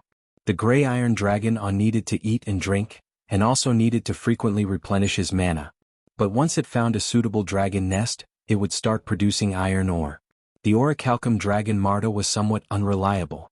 It was a freeloader and had a crafty taste, yet it was still unwilling to produce orichalcum ore. Without the suppression of the spiritual imprint, it didn't have a good impression of List and was unwilling to infect the orichalcum ore. It might also be because the magic ingredients weren't enough, making it feel that infecting the orichalcum ore wasn't worth it. In short, it was impossible to produce ores from nothing. In the end, it still consumed the dragon's magic power. Raising a dragon to produce ores required countless magic ingredients, let alone raising 6 dragons. Now there were 7 dragons. After a few days of inspection, the construction of various places was in full swing. There was nothing for List to solve. The development committee was doing a good job of managing Inferno Island. List didn't even bother to go to various places to contract sprite worms. He could just let people raise wild sprite worms. The Moonslayer had a way to stimulate sprite worms to collect and release worm stalks. Therefore there was no difference between contracting or not. So, on the side of the Guild of Magic, there was the latest research progress on sprite worms. In the simulation of the growth environment of the 3 kinds of plants, banana, nameless flower and bear tree, the first batch of plants was successfully raised. These plants were asexual and needed to be cultivated in a dark greenhouse. Planting them was very difficult, and the value of the plants was still being developed. But in any case, the 3 sprite worms finally had hope of survival. At the same time, the little water dragon was still asleep. Achi had already finished her research on the soul element. Do you need to rest for a few days? No need, big brother. Arranging the magic transmission array is not tiring at all. Moreover, for Achi this is a form of relaxation. Thus, under the urging of the little siren, the new magic transmission array arrangement officially started. The starting point was at the foot of the Jade Mountain, only 1 kilometer away from the Jade Stone City. The end point was at the endless primitive jungle of the legendary continent, the Eagle Kingdom and the Yellowstone Kingdom. It was less than 100 kilometers away from the Snowstorm Mountain Principality. This place was a flat jungle. The trees had been burned by List, leaving only charred soil and bumpy muddy ground. Realgar City, Realgar Plains? One day this place will become the bridgehead for the Fiery Kingdom to set foot on the legendary continent. The empires and kingdoms on the continent will tremble in fear. Looking at the barren, charred muddy ground, List sighed in high spirits. He called this place Realgar Plains. The meaning of the name was taken from the Eagle Kingdom and the Yellowstone Kingdom. It also had a deeper meaning of annexing the two kingdoms. During the day he arranged the magic array. At night, he rode the invisible dragon Bard and returned to Fire Castle. In this way 3 days passed in a flash. Accompanied by a cry in his mind, the little water dragon woke up from its slumber. Its magic power was even more vigorous. As soon as it woke up, it was clamoring for food and drink. He had no choice but to let a chi arrange the magic array to provide it with supreme magic. After eating the supreme magic, the little water dragon burped and fell into a deep sleep again. Actually, it's quite easy to raise a dragon. I just need to let it eat its fill. I'm just afraid that when the little water dragon grows up, it will be difficult to feed it. For example, Leo often didn't have enough to eat and couldn't drink the fire dragon water to his heart's content. After the magic array was set up, it was List's turn to ride the invisible dragon Bard. Under a chi's command, they tore open the natural node and connected the magic array. Just like that. At the beginning of June, the brand new Realgar City Jade Mountain teleportation array was officially opened. There was no warm celebration ceremony. Only the first batch of Night Yevich Water Peanut and the others passed through the magic array. They stood at the foot of the Jade Mountain and looked at the rising Jade Stone City in the distance. After 2 years, they finally set foot on the land of the Fiery Island and returned to their future kingdom. Please remember this book's domain name. 9 Heavens Godly Emperor Mobile Version.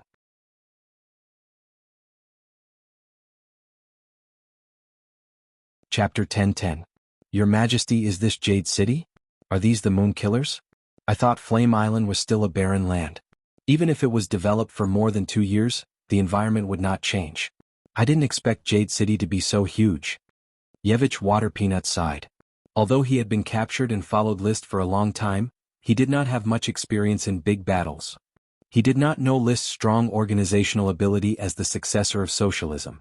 It would take several years for any lord to open up a piece of farmland. But Yevich insisted on doing it quickly and paid the serfs enough to grind stones into sand. Moreover, it was just burning the forest, opening up farmland, building wooden houses, and the ancient sorcerer presiding over the big project. Jade City's current scale was far larger than a large city with a population of 100,000. It was just not as luxurious as a large city, but in terms of civilization and hygiene, it was far better than any large city. Toilets, sewers. These were the standard buildings that List emphasized. A city could have no magnificent buildings and it could have no small wooden houses, but it must not have no toilets and no sewage could flow. Now that the majestic Jade teleportation circle has been completed, and the construction of majestic Yellow City has begun, the Snow Wind Duchy is in constant civil strife. The battle between the eldest prince and the second prince is white-hot. Some knight must have been defeated because of this. You need to contact more people and try to recruit them. Your Majesty, please rest assured. I have been planning this, but I only contacted some small nobles. Although the Duke of Snow Wind Duchy is old and muddle-headed, he will still be vigilant against outsiders interfering in the battle between his sons. If I go too far, it will easily attract the old duke's attention. Don't be afraid. The Fire Kingdom is behind you. If the old duke dares to make a move, tell him that if something happens to you, I will send a dragon knight to intervene in the internal affairs of the Snow Wind Duchy. Still in the name of the Eagle Kingdom? List thought for a moment. You can play the role of a broker between the Eagle Kingdom and the Fire Kingdom, engaging in serf trade or some other trade. At the critical moment you can show your cards. In short, if the Snow Wind Duchy cooperates with us, both sides will benefit. If not, they will be hurt. Even the noble Frost Empire wanted to attack the Fire Kingdom, so List did not care about the hostility of a small duchy. His strength was enough for him to run amok in the northeast corner of the legendary continent. Quest completed. Reward, a great sprite. After the construction of the Jianghu teleportation array was completed, the smoke mission was naturally completed. The reward was a big sprite, but it was still unknown where this big sprite came from. List did not pay too much attention to it. His attention was now focused on the new smoke mission. Quest: the Grey Steel Duke has returned to the Grey Steel Duchy. Although he has lost the Grey Steel Dragon, he is still in control of the country. However, his emissary group has already secretly headed towards the Fire Kingdom, bringing along another request for your help. This is also an opportunity. Please help the Grey Steel Duke. Reward: Aluminum Dragon Cable. Aluminum Dragon Clue. He instantly understood why the Grey Iron Duke had used the orichalcum thread in exchange for his 20 years of protection. It turned out that the Grey Iron Duke, Piero Grey Iron, still had clues about the Aluminum Dragon. He must be secretly attacking Aluminum Dragon and preparing to rely on it to stabilize the country. But what does he mean by asking me for help? Does he want me to help him conquer the Aluminum Dragon? Isn't he afraid that I'll just snatch the Aluminum Dragon? Bah, isn't he afraid that I'll snatch it? When it comes to riding a dragon, friendship doesn't matter. It belongs to whoever can snatch it. In any case, List had already decided on the Aluminum Dragon. He had never heard of an aluminum dragon in the northeast corner of the legendary continent. Aluminum was an ordinary metal. However, just like titanium was known as Little Mithril, aluminum was known as Little Crystal. It was a material used to make high-end magic equipment. It had great effects on conducting magic power and solidifying magic runes. The aluminum dragon was not as valuable as the magical metal dragon, but it was still a high-value dragon among the metal dragons. If the Grey Iron Duke obtained the aluminum dragon, he would definitely become the wisest monarch of the Grey Steel Duchy. It's a pity that you came to me for help. List and the others did not panic. Almost 2 hours after the mission was announced, he received a message from the Soul Fortress. A person claiming to be the emissary of the Grey Iron Duchy wanted to see him. Let him come. I will meet him at the Reed City Administrative Office. List wanted to know what the Grey Iron Duke needed his help with. Soon, List met the emissary of the Grey Iron Duke at the Reed City Administrative Office. The emissary was a handsome young sword saint with yellow hair and green eyes. The emissary of the Grey Iron Duke, Lawrence Lulua, greets the Flame King. Dispense with the formalities. Did the Grey Iron Duke send you here secretly for something important? List always liked to be straightforward. He did not like hypocritical politeness. Lawrence took a while to adapt to List's style, and then explained why the Duke of Grey Iron had sent him. A knight trained by His Highness the Duke of Grey Iron was kidnapped by the Kingdom of Eagle. He may be the illegitimate son of His Highness the Duke of Grey Iron, so His Highness hopes to ask your Majesty for help. Illegitimate son. Does an illegitimate son need my help? List said in a mocking tone. What price does the Grey Iron Duke think can get me to help? The Grey Iron Duke is willing to offer 5 big elves.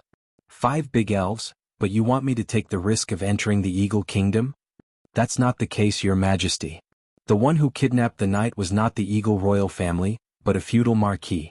However, this feudal marquis is an inheritor of an ancient warrior and is very powerful.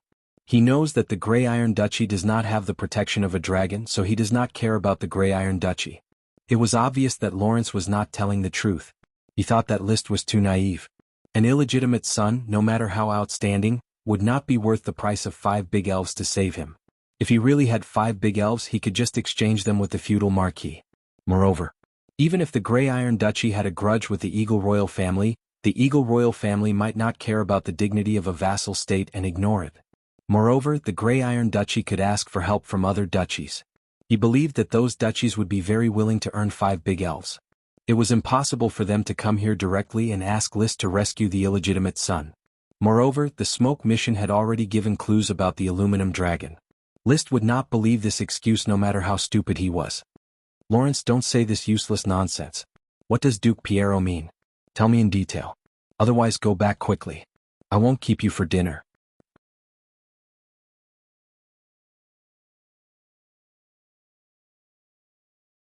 Chapter 10-11. Lawrence hesitated for a moment before saying through gritted teeth, Your Majesty, to tell you the truth, that knight is indeed His Highness' illegitimate son. His name is Florunza Windchaser. He's attacking a dragon, an aluminum dragon. He's almost at the stage of a spiritual battle. List raised an eyebrow and narrowed his eyes. Aluminum dragon? Yes. At the critical moment of conquering the aluminum dragon, the Marquis of the Boulder found out, so he captured Florenza and wanted to obtain the aluminum dragon through him. His Highness did not dare to mention this to anyone, but he trusted your Majesty's character, so he wanted to ask for your help. If he really believed it, Lawrence wouldn't have spouted nonsense and tricked Liszt like a fool. He had no choice but to reveal the truth now. Liszt didn't immediately respond to the request for help, instead changing the topic. The Marquis of the Boulder, the one in the bearskin? He remembered that the Lord Yevich Waterpeanut had followed was the Marquis of the Boulder, an ancient warrior who was about as strong as a domain knight. Yes, the Marquis of the Boulder, Pilaf the Boulder. He's an ancient warrior, yet he wants to ride a dragon? Are you sure he can? He has many children, 2 of whom are extremely talented and train in Knight Chi.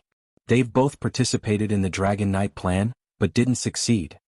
The entire story was clear between the questions and answers. Piero's illegitimate son, Florenza Windchaser, was quite talented and was about to succeed with the aluminum dragon, but was intercepted by the Marquis of the Boulder, Pilaf the Boulder. The funny thing was, no matter if it was Piero or Pilaf, the 2 great nobles with the surname Pi, they didn't dare to say anything. If they did, it wouldn't just be them fighting for the aluminum dragon. Any noble who could ride a dragon wouldn't let go of this opportunity. However, the Greymouth Iron family had lost their dragon, and their battle strength was greatly reduced. They couldn't crush Pilaf at all, and naturally couldn't get Florenza back. So Piero thought about it and finally thought of Liszt. He thought that he was a follower of Liszt, and the aluminum dragon was located in the Eagle Kingdom. It was difficult for Liszt to really use the aluminum dragon in the Eagle Kingdom for a long time. He did not know that Liszt only took 1 night to conquer the mountain copper dragon Marta. Otherwise he would not have asked Liszt for help. After all, creatures like dragons stood at the pinnacle of power and had always been virtuous. Moreover, Florence Windchasing Arrow hadn't even completed the spiritual battle, so it had nothing to do with the aluminum dragon. Many knights would fail in the spiritual battle, and it was all in vain. Therefore there was no moral problem with Liszt snatching the aluminum dragon. If it were anyone else, even brothers, fighting over a dragon would be a matter of course. His Highness believes that since you promised to protect the Grey Iron Duchy for 20 years, he would definitely be willing to seek justice for his devout followers. As long as Florence can safely leave the castle of the Marquis of the Boulder, His Highness will immediately offer 5 big elves, all of which are grain and magic potions. Aluminum Dragon. What is Duke Piero thinking? Why does he think that I will not be tempted by the aluminum dragon?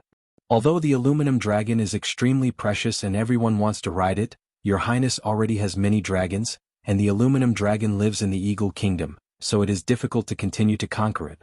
And once His Highness obtains the aluminum dragon, he will immediately announce that the Grey Iron family will become the followers of the Flame family. He will not go back on his word. Bullsh asterisk T. It was all bullsh asterisk T. Whoever believed it was a fool. The friendship between Liszt and Piero was an exchange of interests. There was no friendship involved. Liszt would not believe that Piero would follow him after obtaining the aluminum dragon. The 2 countries were separated by thousands of miles. Even if Piero was sincere, he would not dare to follow him. The Eagle Kingdom would be the first to not let the Grey Iron Duchy go. So all these were superficial lines. The subtext was that Piero intended to use the 5 big elves in exchange for Liszt's rescue of Florence. And relying on the fact that Liszt was an outsider, he did not dare to stay in the Eagle Kingdom for long and was not a threat to the aluminum dragon. That was why he dared to blatantly coordinate this transaction. Lawrence calmly waited for Liszt to think things through quietly after he finished his words of deception. Liszt was indeed thinking. His ambition for the aluminum dragon did not need to be explained. Anyone who was not tempted by a dragon could only be said to have a problem with their IQ. The Smoke Mission asked me to help Piero. Obviously, Florence must be saved. The 5 big elves are also worthy of my help. The problem now is how to conquer the aluminum dragon. Obviously, the clue to the aluminum dragon is in Florence's hands. Piero will definitely make preparations. When he was plotting with Liszt, he must also be plotting with others. He would not put all his eggs in one basket. After careful consideration, he slowly said, I will help. 5 big elves are not enough. I need 7 big elves. Your Majesty, don't bargain. I don't like to bargain. I agree to your request on behalf of His Highness, as long as you can save Florence Windchasing Arrow. Lawrence gritted his teeth and agreed. It looked like he was acting. Perhaps this did not reach the bottom line of Duke Piero's promise. Of course Liszt did not care. I know Duke Piero is full of confidence and thinks that Florence can ride the aluminum dragon. How about this? Let's have a spiritual battle. If Florence succeeds, I will congratulate the Duchy of Grey Iron. If it fails, I will take care of it. This? I cannot agree on behalf of His Highness. I will talk to Piero myself. He could not figure out whether the aluminum dragon was real or a conspiracy against him, so he needed to make some preparations before going to the Duchy of Grey Iron. At least he had to ensure his safety. He asked Lawrence to go back first. Lawrence had a flying mount, and it would take about 10 days to return to the Duchy of Grey Iron from Flaming Island.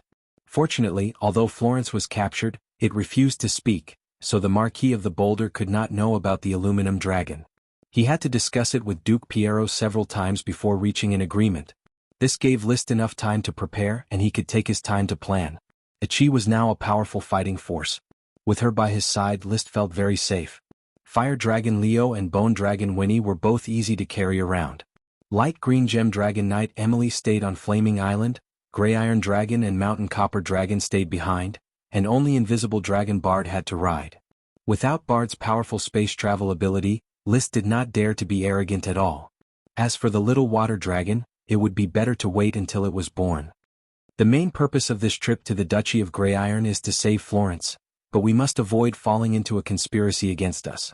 Liszt said to Ichi, "It's hard to guarantee that this is not a conspiracy of the Eagle Kingdom or even the Noble Frost Empire, so Ichi, you must be vigilant." "Ichi will be careful and protect brother's safety," Ichi said, clenching her fist. "But brother, are you going to give up on the aluminum dragon?" "Of course not." Liszt smiled slightly. "To be honest, there is only one fruit left. Although the emerald dragon's hind leg is still there, I don't know how long it will take to cultivate the next one. So it's hard to decide whether to use it or not. It's better to give Florence a chance in the spiritual battle." Then he spread his hands. 8 out of 10 knights have fallen in the spiritual battle. Maybe with the experience of Florenza, I can succeed without the fruit of the mystical dragon. Please remember this book's domain name. 9 Heavens Godly Emperor mobile version website.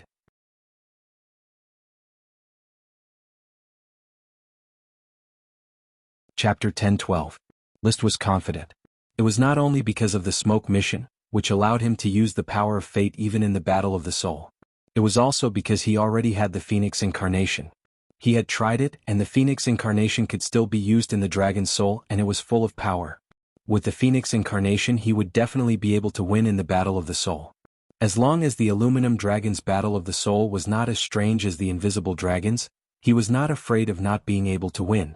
Basically, the dragon's battle of the soul was mainly about violence, and some other needs were auxiliary. Only the invisible dragon's main need was to walk the maze, which caught Liszt off guard. That was why he promised to give Florenza Windchaser a chance to have a battle of the soul and let Florenza experience the aluminum dragon's battle of the soul. Then he could start from the needs and easily resolve the battle of the soul. Just as he was preparing to go to the Duchy of Grey Iron, the great elf rewarded by the smoke mission finally surfaced. It was not evolved from a lesser elf, but a wild great elf found by the pioneer orders of chivalry. This was a great coffee elf. There were many coffee trees in the primeval forest of Flame Island. Coffee was a very common drink among the nobles. Even in the Fire Kingdom, because of Liszt's promotion of tea, the nobles were proud of drinking tea and would still consume a lot of coffee. Therefore, although the great coffee elf did not produce potions, it was equivalent to the value of grains. "I'll call you Mundo." There was no reason why.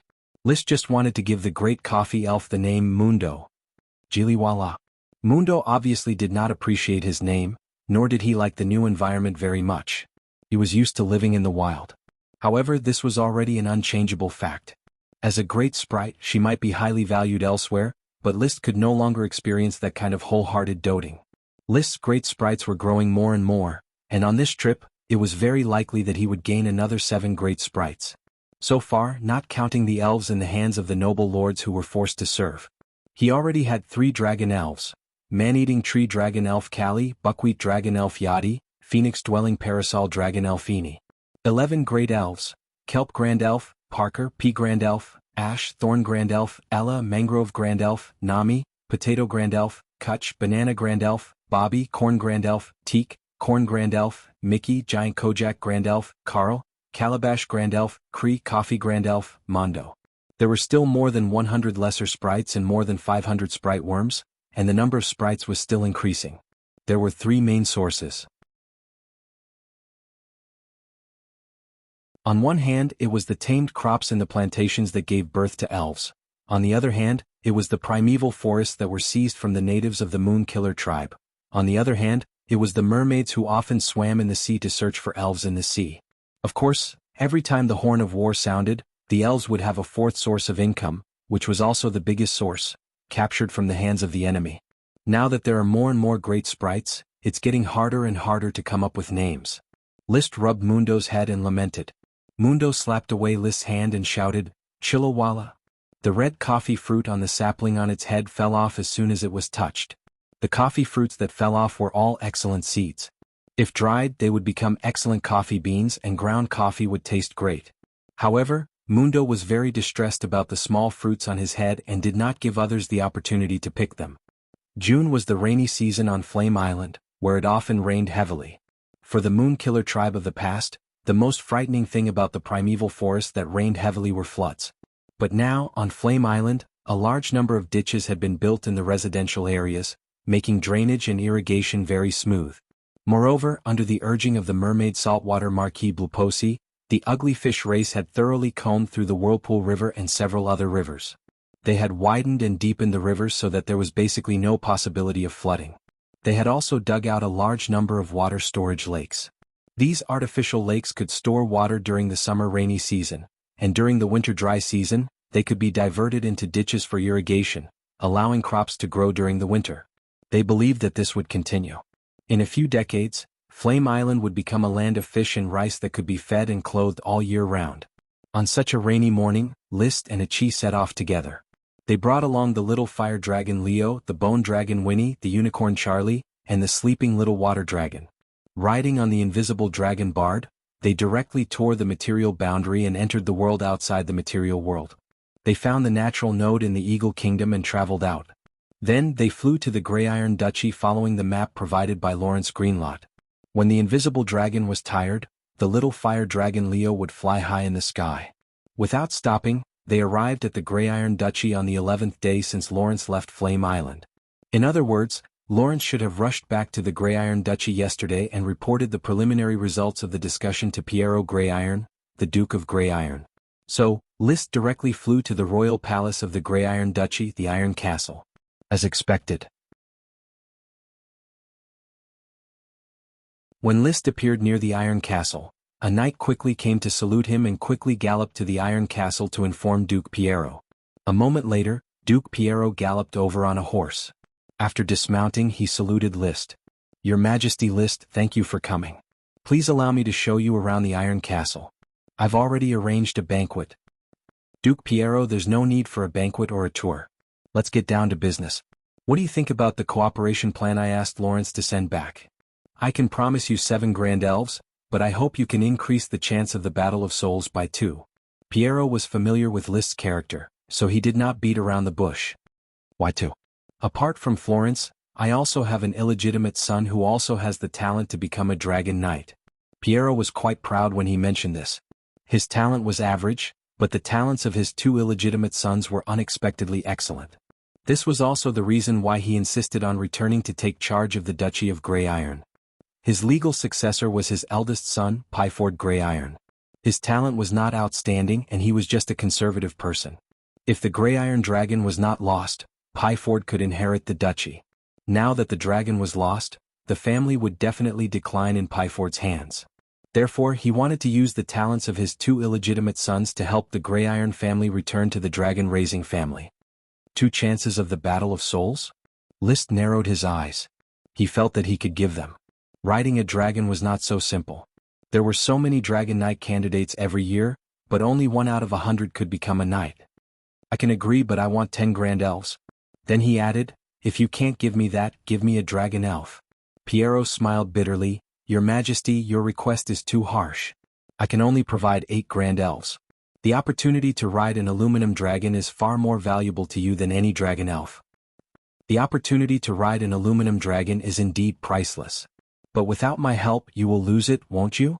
How about this? I can provide you with 8 grand elves and 10 lesser elves. If you help me get rid of Pylov, Marquis of the Boulder, I will also provide you with a clue about a draconic dragon. Please remember this book's domain name. Godly Emperor of the Nine Heavens mobile version.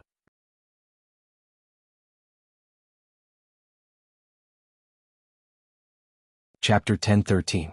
I'm not a killer, Piero. List's expression was cold. Piero actually thought of him as a killer that could be hired. If it wasn't for the aluminum dragon, he wouldn't even want to get involved in Piero's business. Indeed. In his eyes, Pylov was just an ant that could be squashed to death easily. However, as a dragon knight he had his own pride.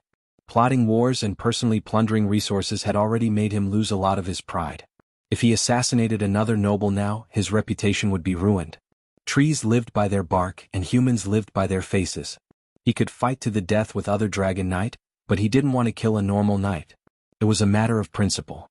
Piero saw List's attitude and thought, "You're not a killer but you're a vampire." Of course, on the surface he quickly put on an attitude of fear and trepidation. "Ah, your majesty, please forgive Piero's words. It's just that Pylov is too greedy. He kidnapped my son, Florenza, and wanted to take the aluminum dragon for himself. I can't do anything about it." Pylov is indeed a bit greedy. It's necessary to give him some punishment. List laughed coldly. The more powerful you are, the more resources you can enjoy. As an inheritor of the ancient warriors, you're destined to be eliminated by this era. It's not wise for you to be so unscrupulous. On the surface he was scolding Pylov for not knowing the rules, but in reality he was punishing Piero. To invite a king to participate in a game, he had to pay an equal amount. Piero wasn't stupid. He easily guessed List's intention and asked, "According to your majesty, if I'm willing to pay 8 big elves and 10 lesser elves, as well as provide a clue to the dragon, what will I get in return?" "You can ask Pylov to come out and talk. With the aluminum dragon here, all 3 of us can try." "How?" "Your side will have a spiritual battle first. If you lose, Pylov's side will have a spiritual battle, and then it'll be my turn. If we all lose, we'll have another round. In short, as long as you and Pylov pay a certain amount of elves as a price, I will host the dragon riding for you." Duke Piero thought for a moment before replying, "I can try to get Pylov to come out, but I need to pay a lower price." "Sure." The Duchy of Grey Iron and the Marquis of Boulder's fief were right next to each other, and the Marquis of Boulder's central city was also not far away. In the past, when the grey-mouthed Iron Dragon Aon still belonged to the Grey Iron Duchy, Piero had bullied others many times. Now it was the Marquis of the Boulder's turn to suppress Piero. The Marquis of the Boulder, Pylov, who thought that he had the upper hand, finally agreed to the Grey Iron Duke Piero's request to meet in a small border city. "Duke Piero, I will not return Florenza to you. My son will have to fight the soul battle first. This is the only choice." After Pylov entered the castle, as soon as he sat down, he made his stance clear. "When my sons, Picket and Pilot, fail in the battle of the soul, I will hand them over to Florenza." "Pylov, are you sure you have me?"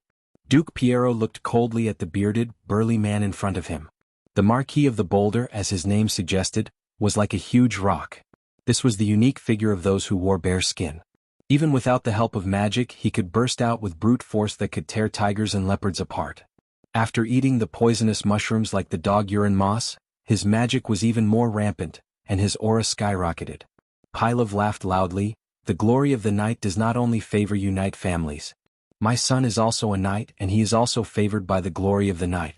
Your Highness, the aluminum dragon belongs to the Earth Berserker family. Please choose to get used to it. If I ask the Eagle Royal family for help, you will not have any chance.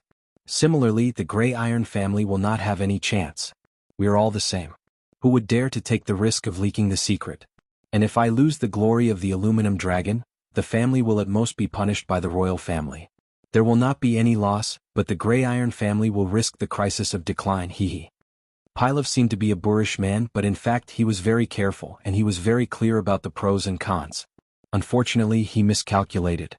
Piero once again chose to cooperate with List. It was just that Piero thought he was using the tiger's skin as a flag, but he didn't know that he was driving the tiger to swallow the wolf. No matter what. Just when Pylov was feeling very proud, List, who had already investigated the surrounding hundreds of kilometers and confirmed that there was no Dragon Knight ambush, descended from the sky and walked into the nameless small castle. The fitting frac habit made his figure look incomparably tall and straight. His handsome face no longer had the immaturity of a few years ago, only wisdom and maturity, steadiness and dominance. Who are you? Pylov could not help but look at List, who walked in. His pores shrank and goosebumps spread all over his body. He already felt a huge pressure. Please allow me to introduce you. Piero laughed.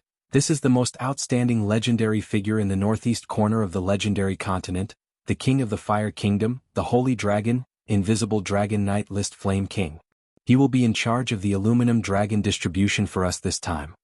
List sat down casually and his eyes slightly sized up Pylov. With the magic eyes, he could see that there was a strong chaos magic in Pylov's body.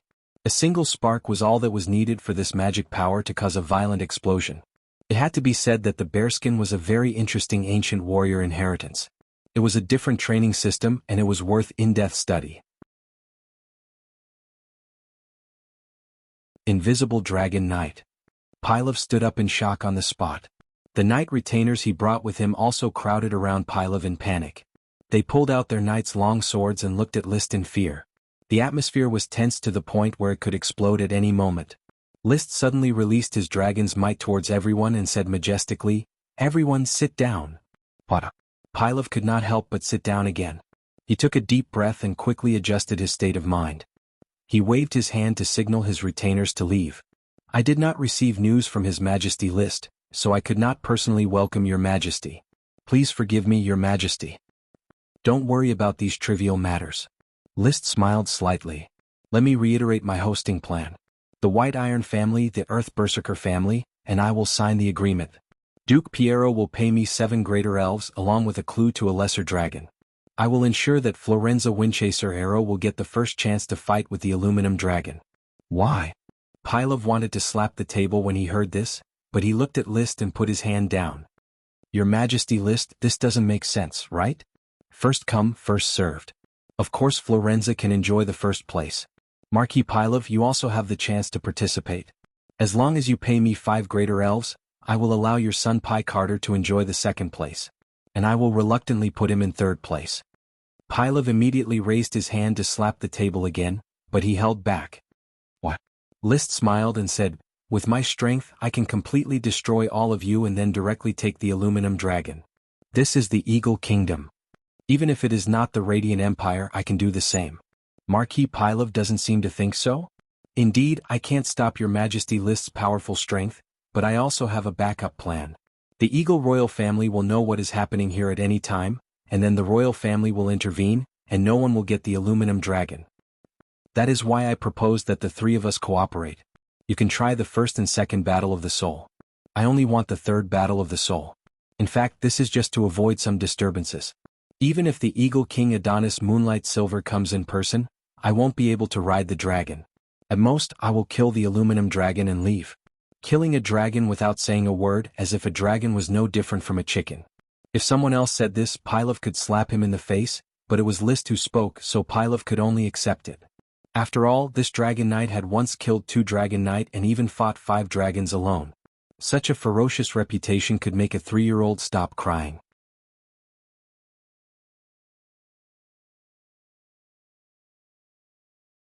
Chapter 10-14.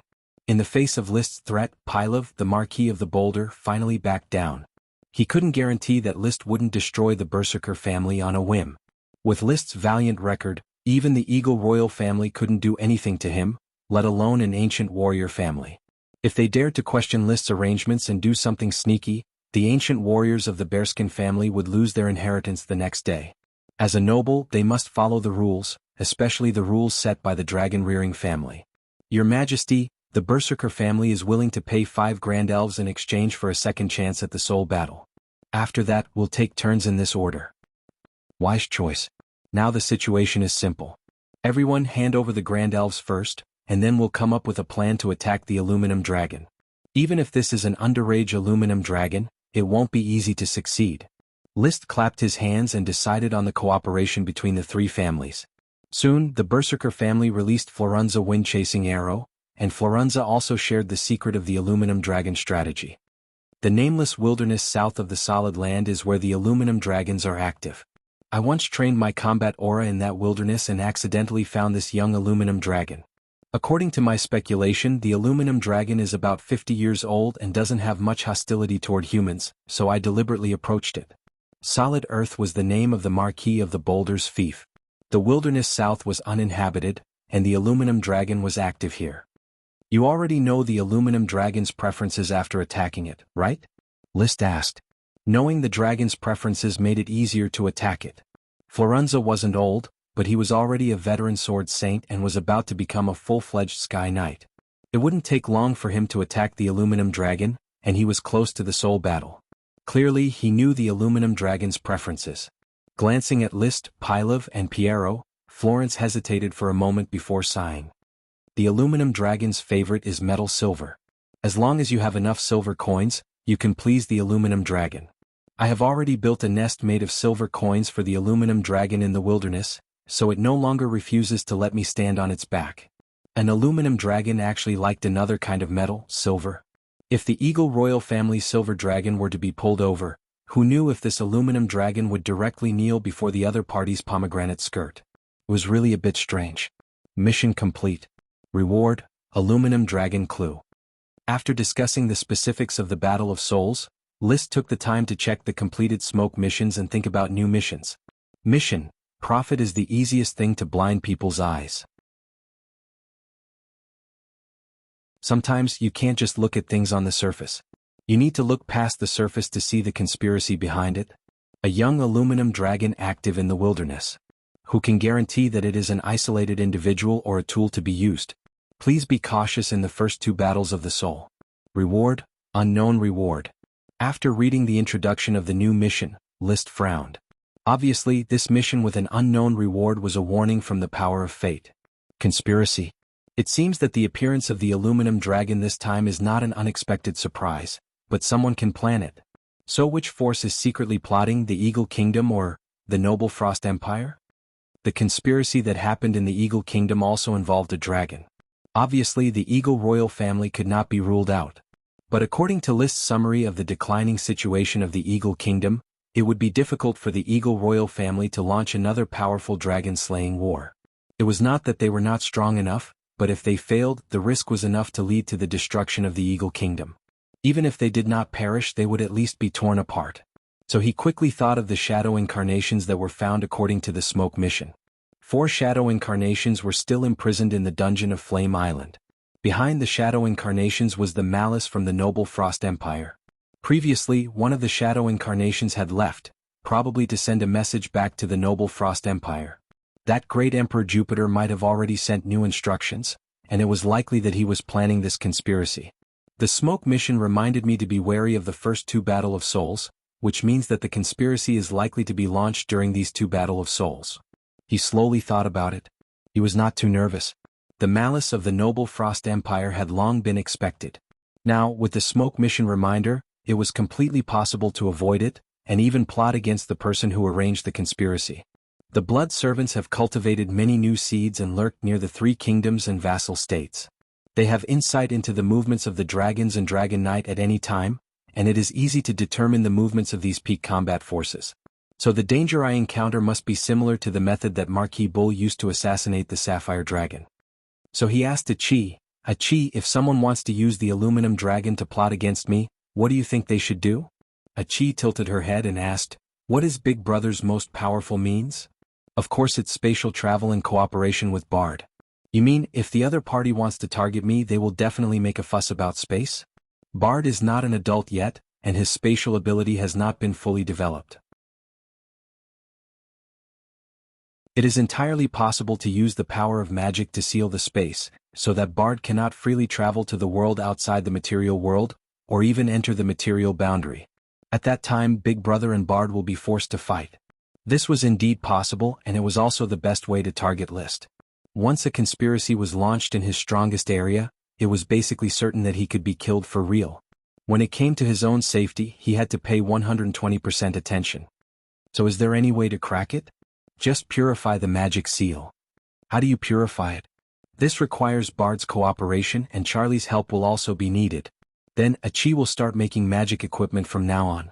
When someone seals the space, immediately cast purification magic and unlock the space again. Well then hurry up and make it. By the way, don't just purify it once, it's best to purify it several times. List never fought a battle unprepared. The purification and sealing magic needed to be prepared at least 3 or 4 times before he could safely intervene in this aluminum dragon battle. Just like that. With the support of Duke Piero, Florenza Windchaser began to make the final preparations to attack the aluminum dragon. Pilov watched from the side to prevent Piero from reneging on the agreement between the 3 families. List, on the other hand, returned to the Fire Kingdom first with the big elves contributed by the Greysteel family and the Earth Berserker family. Piero paid 7 big elves. For the Greysteel family, such a number of big elves was enough to hurt them. But for the opportunity to ride the dragon they had to pay. Pilov paid 5 big elves. For the Earth Berserker family, it was an act of self-mutilation.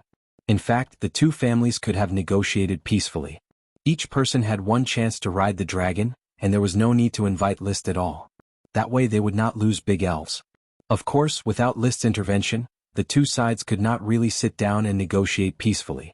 And this time it might be some schemer behind the scenes, using big elves to attract List. In short, the mantis stalks the cicada, unaware of the oriole behind. I, List, am destined to be the oriole. Holding a bunch of reluctant big elves, List rode the dragon and roamed the blue sky and white clouds.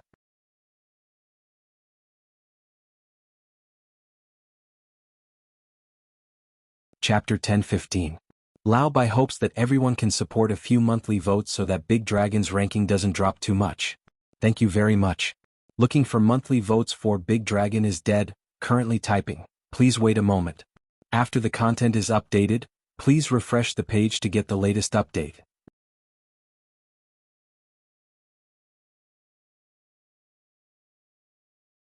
Chapter 10-16. Oats, barley, apples, tomatoes, peas, white crystal chrysanthemum and ice grass. Of the 7 greater sprites Piero Greyiron had paid for, only the white crystal chrysanthemum greater sprite could grow magic ingredients. Stonewood, tobacco, black tea tree, barley and corn. Of the 5 greater sprites Piero Greyiron had paid for, none of them were magic ingredients and could barely be regarded as grains. With the addition of 12 greater sprites, the number of greater sprites under List's command had doubled. It had to be said that he had barely managed to build up a dragon clan's foundation. At least, the number of greater sprites he had was not much worse than that of dragon clans of ordinary duchies. In this world governed by the knight system, although aristocrats were the ruling order, they were strictly divided into 3, 6, and 9 ranks.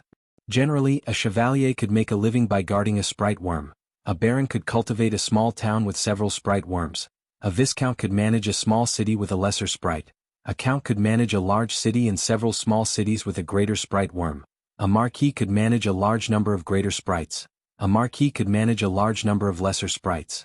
An ancient warrior clan like Marquis Monolith Greyiron, or a domain knight like Marquis Wildwave de Maria Rainflowerstone had more than a dozen greater sprites. Back then Marquis Bull even had a dragon spirit. A ducal clan like Piero Greyiron had more than 20 greater sprites and 2 or 3 dragon sprites. A ducal clan like the Red and White Rose clan might have 40 to 50 greater sprites. The royal clans of the major kingdoms might have more than 100 greater sprites and many dragon sprites. There is still a long way to go. I need to accumulate more. Sighing, List had already followed the invisible dragon bard into the world outside the material world with the greater sprites in his arms. The greater sprites all shivered at the sight of the world outside the material world. Sulking, aggrieved and excited, all of them restrained their temper and hid in List's embrace. Originally, these little creatures, which could not be injected with spatial magic power, could not be brought in. However, the invisible dragon bard was growing.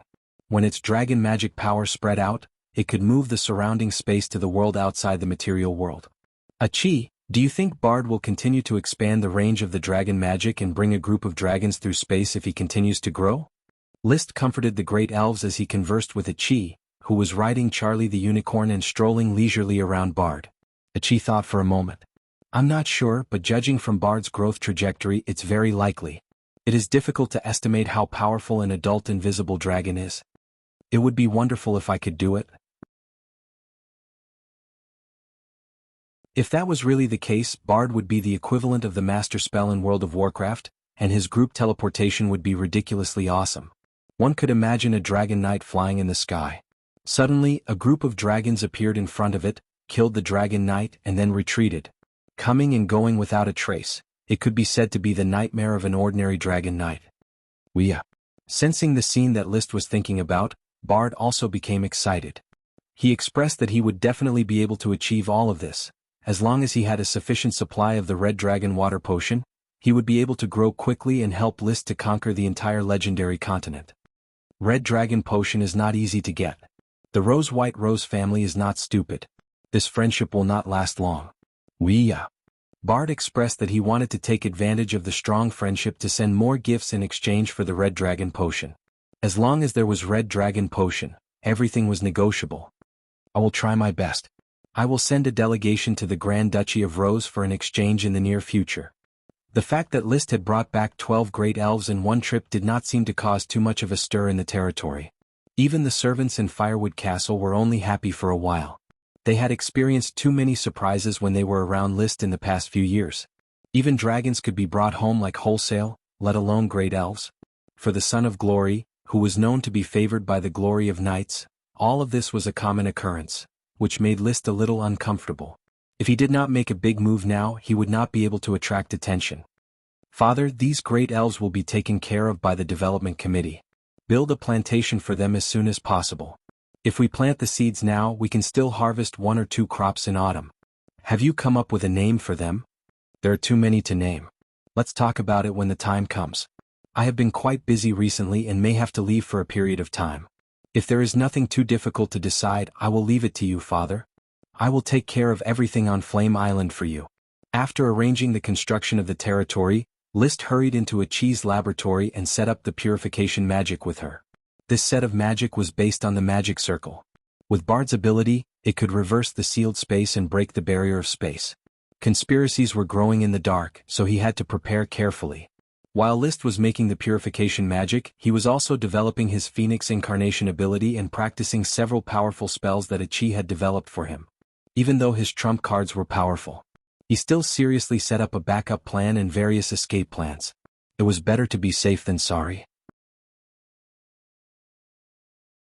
The Dragon Knight seemed to stand at the peak of power, but there were many types of dragons. The Holy Dragon and the Evil Dragon were all present, and the Weave Dragon was an even more incredible existence. Who knew if there would be a power that could threaten him?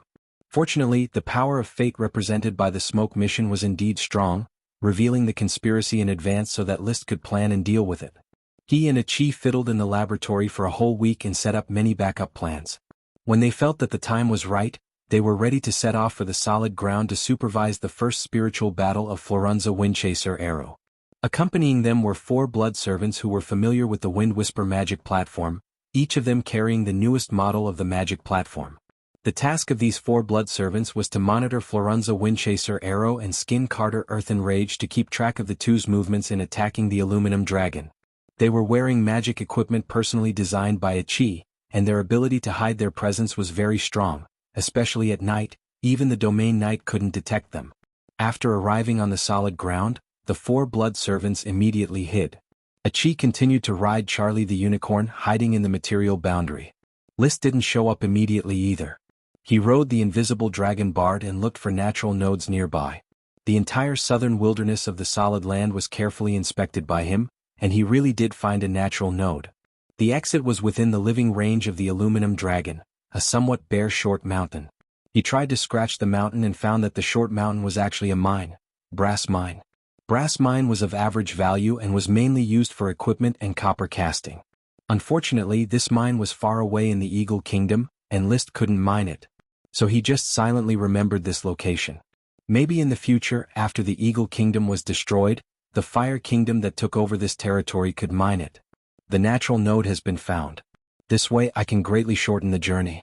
No matter how many conspiracies the Frost Empire has, they can't really calculate against me. A few days after the discovery of this brass natural node, Florunza, under the attack of silver coins, finally got a chance to fight the young aluminum dragon's spiritual battle. List's vigilance also increased to a very careful level. Please remember the original domain name of this book. 9 Heavens Divine Emperor Mobile Version.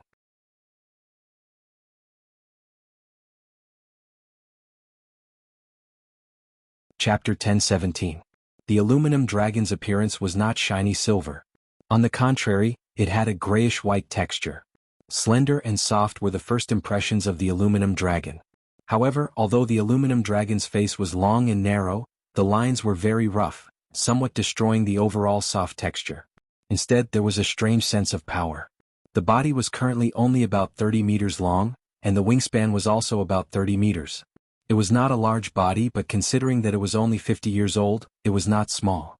Only Liszt, who was hiding in the material boundary, could see the details of the spiritual battle of Florenza Windchaser arrow. It was not a complicated process. Just ride on it, and then the aluminum dragon paused for a moment. The next moment, it shook its neck and threw Florenza out. Then it roared at him and flew into the blue sky and white clouds without looking back. Obviously, Florenza had failed. Liszt's lips curled into a smile when he saw all this. The truth was just as he had expected. To ride a dragon with Florenza's talent, it was still a little lacking. Achi asked curiously, "Brother, if these people really succeed in riding the dragon, are we going to release the aluminum dragon? Aren't dragons very precious creatures that can't be given up no matter what?" Liszt rubbed her hair. "If they really succeed in riding the dragon, it's okay. Things like fate, even if you don't fight for it, it will still come to you. If it's not yours, you won't get it even if you fight for it. Let's do what we have to do and let fate decide the rest." Whose side was fate on? Obviously it was on Liszt's side. Florenza had already failed to ride the dragon. The young knight, who was thrown to the ground, looked at the aluminum dragon disappearing into the distance. He lay on the mud and did not get up for a long time. He had been confident that he could ride the dragon successfully, and the aluminum dragon had also expressed its affection for him. He did not expect the outcome to be like this. However, Florenza's blow had not reached the end. When the news of his failure spread, he was greeted by the disappointed and indifferent eyes of Piero Greyiron Duke, and the suppressed gloating of Pile Earthen Fury. There was also Pi Carter Earth Fury, who kept asking him about the details of the Battle of the Souls. According to the agreement between the three families, the one who failed to ride a dragon was obliged to reveal the process of the Battle of the Souls to the others. In the small castle, Liszt was also holding a teacup, sipping tea as he listened to Florence's story. He stumbled. Florenza reluctantly revealed the reason for its failure in the Battle of the Soul. It turned out that in the Battle of the Soul, the aluminum dragon was in its adult form and could turn into a stream of water. It did not use violence. Instead, it needed Florence to defeat its liquid form and successfully find the Dragon Tooth platform. That's why you can't even find the Dragon Fang platform in a ball of liquid? Piero gnashed his teeth in anger. Don't you remember anything I told you about dragons? Father, you can't understand the power of the aluminum dragon in the Battle of the Soul. Florenza straightened his neck, full of anger in his stomach. Seeing that he could not dig out more information, Pilaf hurriedly left with his son Pi Carter, ready to use the silver coins he had prepared to attack the aluminum dragon and gain favor for the chance of the Battle of the Souls. It was easy to gain favor for a young dragon, especially if it was something it liked. But no matter how simple it was, it had to be done in seconds. Any delay could lead to changes. Liszt was also ready to leave. The conspiracy had not been revealed, and obviously, it would not unfold now. But before he walked out of the castle, Florenza Windchaser suddenly chased after him. "Your Majesty, Florenza is sorry for taking up your time." "Huh?" Liszt looked at Florenza curiously, not knowing why the other party was looking for him. Florenza knelt on one knee. "Florenza, who failed to ride a dragon, has no reason to stay in the Greyiron Duchy. As an illegitimate child, I have not done anything for the duchy. The Greyiron family has no place for me. I hope to follow your Majesty." He was actually ready to surrender to Liszt, which surprised Liszt. "Why do you want to follow me? There is no place for me in the Greyiron Duchy, and the Eagle Kingdom will not like me either. Only the Fire Kingdom is my best choice. Your Majesty's great achievements in the past are all existences that I admire. To be able to follow behind your Majesty is the best path for Florenza." These words were very frank. Whether judging from the relationship or the future, Liszt was a very suitable lord to follow. Although Florenza did not succeed in riding a dragon, he had received the preliminary recognition of the aluminum dragon. At a young age he was about to complete his combat power. Obviously his talent was also very good and he could be recruited as a follower. "Get up. I need Duke Piero's permission to follow you. In fact, this is what father wants me to do." "A what?" "Probably because he is no longer optimistic about the future of the Greyiron Duchy. The aluminum dragon failed to ride a dragon, and this country has almost no way out. After losing the dragon and becoming enemies with the Eagle royal family, my father needs someone to make a reasonable choice for the family. He also has an illegitimate child who has the hope of riding a dragon in the next round, and I hope to continue the family's existence in the Fire Kingdom. Very well, I can accept your following, but from here to the Fire Kingdom you have to go by yourself. You have plenty of time to think on the way. If you regret this choice you can leave halfway. I won't regret it. Florenza stood up and solemnly bowed to Liszt. He had already decided to go to the Fire Kingdom. He wanted to leave this place of shame and disappointment. But what he did not know was that while he was packing, saying goodbye to Duke Piero, and setting out on his own, Liszt had been secretly watching him.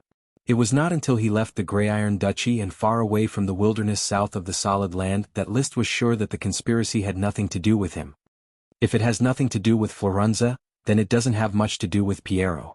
Otherwise, the conspiracy would have started a long time ago.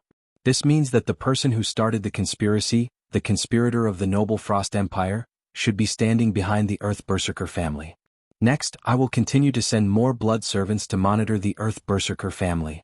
There was no conspiracy, which made Liszt very disappointed. He did not like to be remembered. If Pi Carter Earth Berserker wanted to conquer the aluminum dragon, it might take a few more months, which meant that he had to guard against a conspiracy for a few more months. Fortunately, there were blood servants monitoring the Earth Berserker family.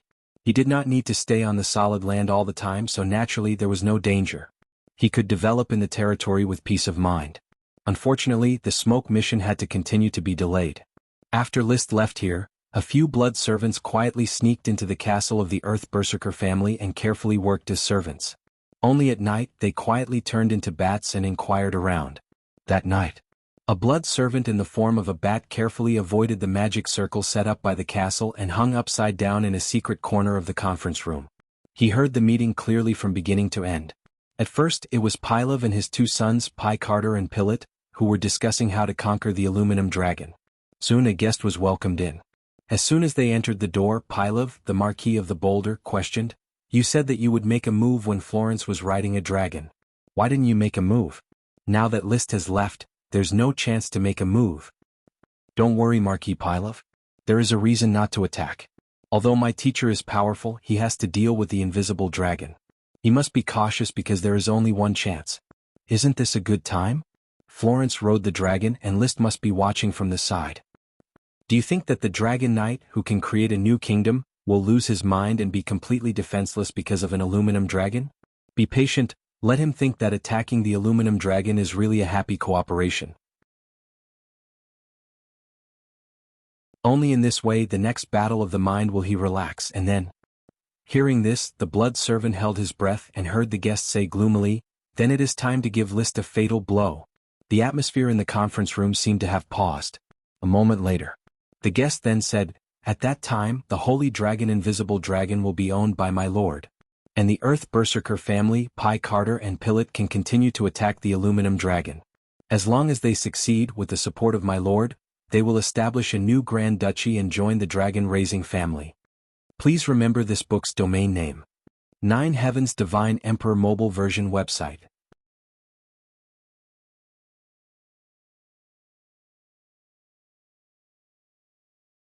Chapter 10:18. There is only one chance to kill in one blow. Well, it is indeed a perfect plan, so I am a lot more relieved. Sure enough, the Marquis of the Boulder and the noble Frost Empire have colluded to plot against me. The one wearing the bearskin should be swept into the garbage heap of history. The noble Frost Empire and the Marquis of the Boulder probably could not imagine that their conspiracy had long been seen through by Liszt. After seeing through the conspiracy, Liszt relaxed instead. The preparations had already been done, and now he was waiting for the second battle of the mind to come. At that time he could beat them at their own game, catch all the plotters of the noble Frost Empire in one fell swoop, and then take the opportunity to snatch the underage aluminum dragon. Now for the next few months, it will be fine as usual. Liszt was going to act as usual for the next few months, waiting for the Marquis of the Boulder and Pi Carter, Earth Rage to have the battle of the mind, and then go to deal with the conspiracy. However, only a month later there was new news from the Blood Servant. Pi Carter and the aluminum dragon hit it off. It only took a month and a few silver coins to win the favor of the aluminum dragon, and he was ready to let Pi Carter have the battle of the mind.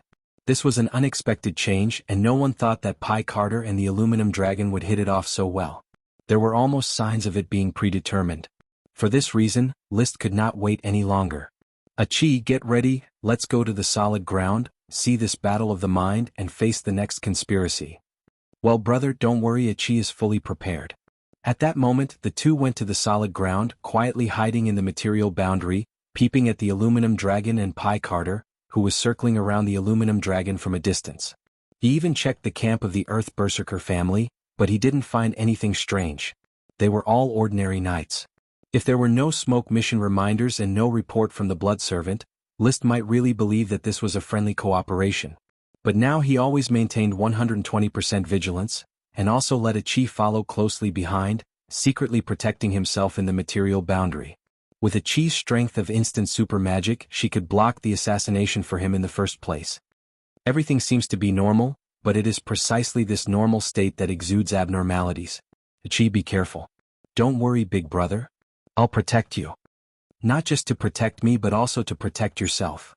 List smiled and immediately appeared on the invisible dragon. He took the initiative to greet Pylov and draw the snake out of its hole.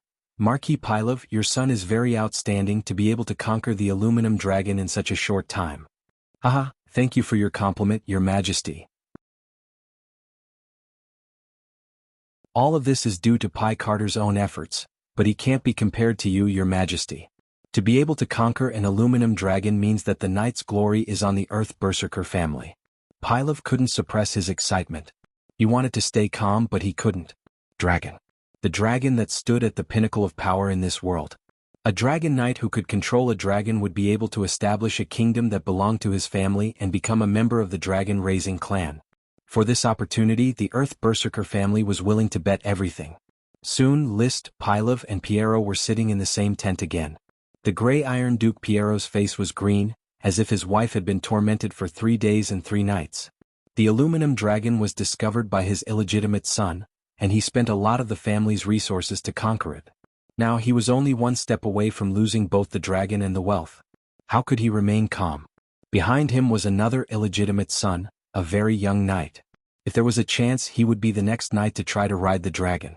Now this young knight's eyes were also green, and he couldn't wait to eat Pi Carter immediately to stop him from riding the dragon.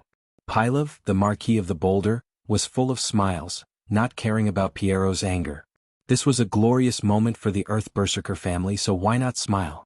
On the other hand, List's face was calm, as if he didn't care whether Pi Carter could successfully ride the dragon or not.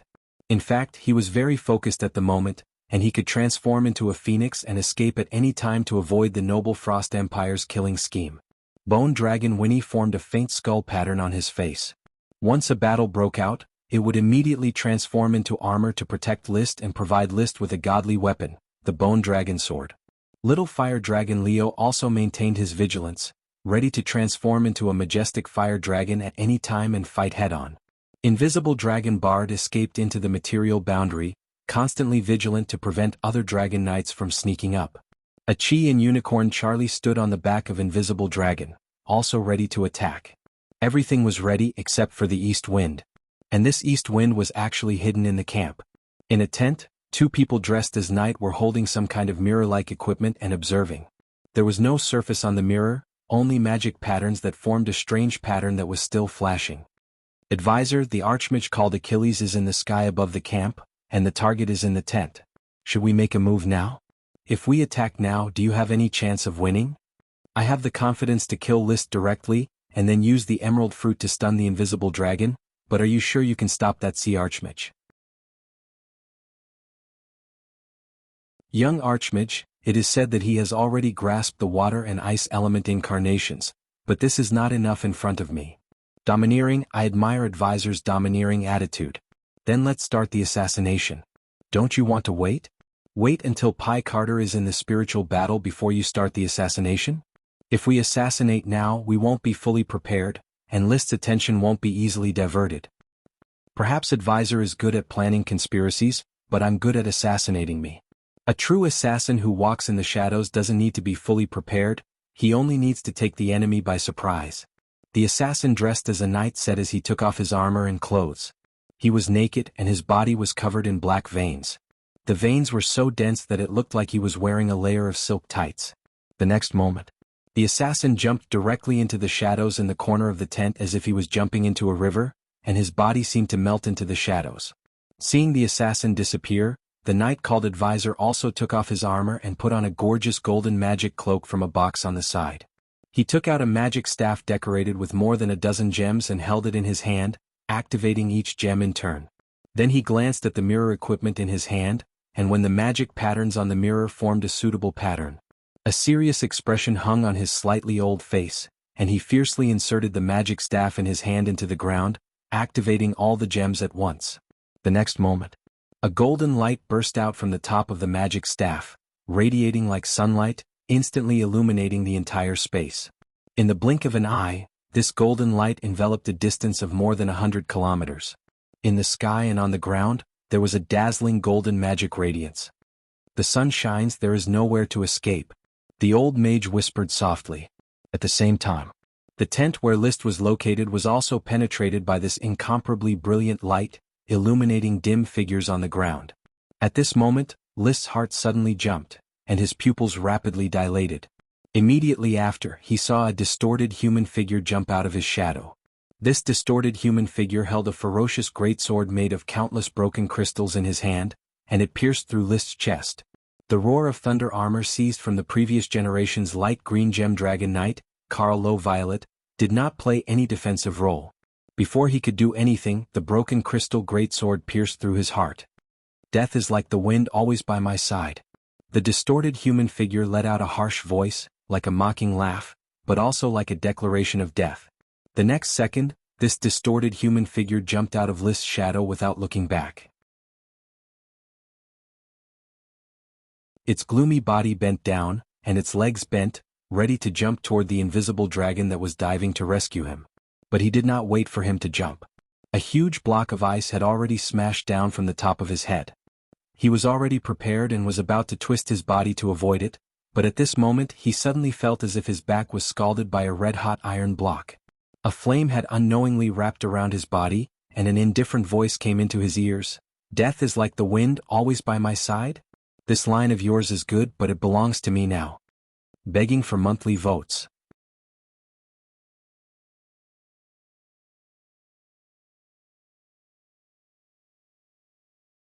Chapter 10:19. The distorted figure looked back and saw that List Flames, who had been stabbed in the chest by his sword, had really turned into a ball of flame. The flame hand had already grabbed him. It bound him and made it impossible for him to dodge. The flame seemed to turn into a large bird, but it maintained its human form. One could vaguely see List's blurry face. There was a pair of clear eyes on the face, and the gaze was as cold as his tone, as if he was looking at a dead man. You, the distorted figure did not have time to be shocked before a huge block of ice smashed towards his head. With a bang, the distorted figure was directly smashed into the ground by the solid ice. It was unknown if he was flattened or not. However, List would not easily believe that an assassin who could jump out of the shadows could be smashed to death so easily. He quickly cancelled the Phoenix incarnation that he had activated at the critical moment. He then contacted Bone Dragon Winnie. In an instant, a set of Bone Dragon armor forcibly shattered the damaged Thunder Roar, re-equipping List. The Bone Dragon sword replaced the Ice Soul Dragon slaying sword as his weapon. His eyes coldly swept across the tent that was still shrouded in golden light. Piero was already dumbfounded, at a loss for what to do with the sudden turn of events. Pilov looked at List in horror, as if he was shocked by the assassination, but in reality he was terrified that List was actually unharmed. As for the others, some were panicking. List did not care about these people. To him they were just a group of ants. Right now he needed to find the assassin who could threaten his safety. The assassin who could jump out of the shadows was undoubtedly the shadow incarnation of the noble Frost Empire, and his strength was far beyond the 3 levels of Shallow Shadow, Deep Shadow, and Shadowless. That sneaky and thunderous assassination was definitely unimaginable strength and methods. If this person did not die, he would not be able to eat and sleep in peace. Do you really think you can hide from my eyes? List smashed the huge block of ice with his sword, only to see a human-shaped hole under the ice. There was no assassin's corpse. Obviously, the assassin had once again merged into the shadows. However, under the skull-like helmet, List was casting magic eyes, carefully observing every inch of the shadows and sensing every change in magic. In the sky. Wuxia. The invisible dragon's cry was full of anger. Someone had dared to ambush and assassinate its knight in front of it. This was simply a ruthless slap in the face to its proud dragon life. Moreover, it was also extremely concerned about List's safety. In its heart, List's figure was gradually becoming clearer, and it was not far from the success of the spiritual imprint. The golden light sealed the space, making it unable to rush to List's side immediately. It could only spit out dragon's breath to shatter the space around the tent. They worked together with List to seal off the assassin's escape route. The enemy could seal off List, and List could also seal off the enemy. The plan to kill in one strike had failed, and now it was time for List to take the lead. Riding on the unicorn, Qi closely followed the invisible dragon down. The expression on her exquisite and beautiful face was very serious, and her heart was full of remorse. She blamed herself for not being able to cast a spell in time to block the assassin's attack. Even though List had escaped the crisis with the help of the Phoenix incarnation, she still could not forgive herself.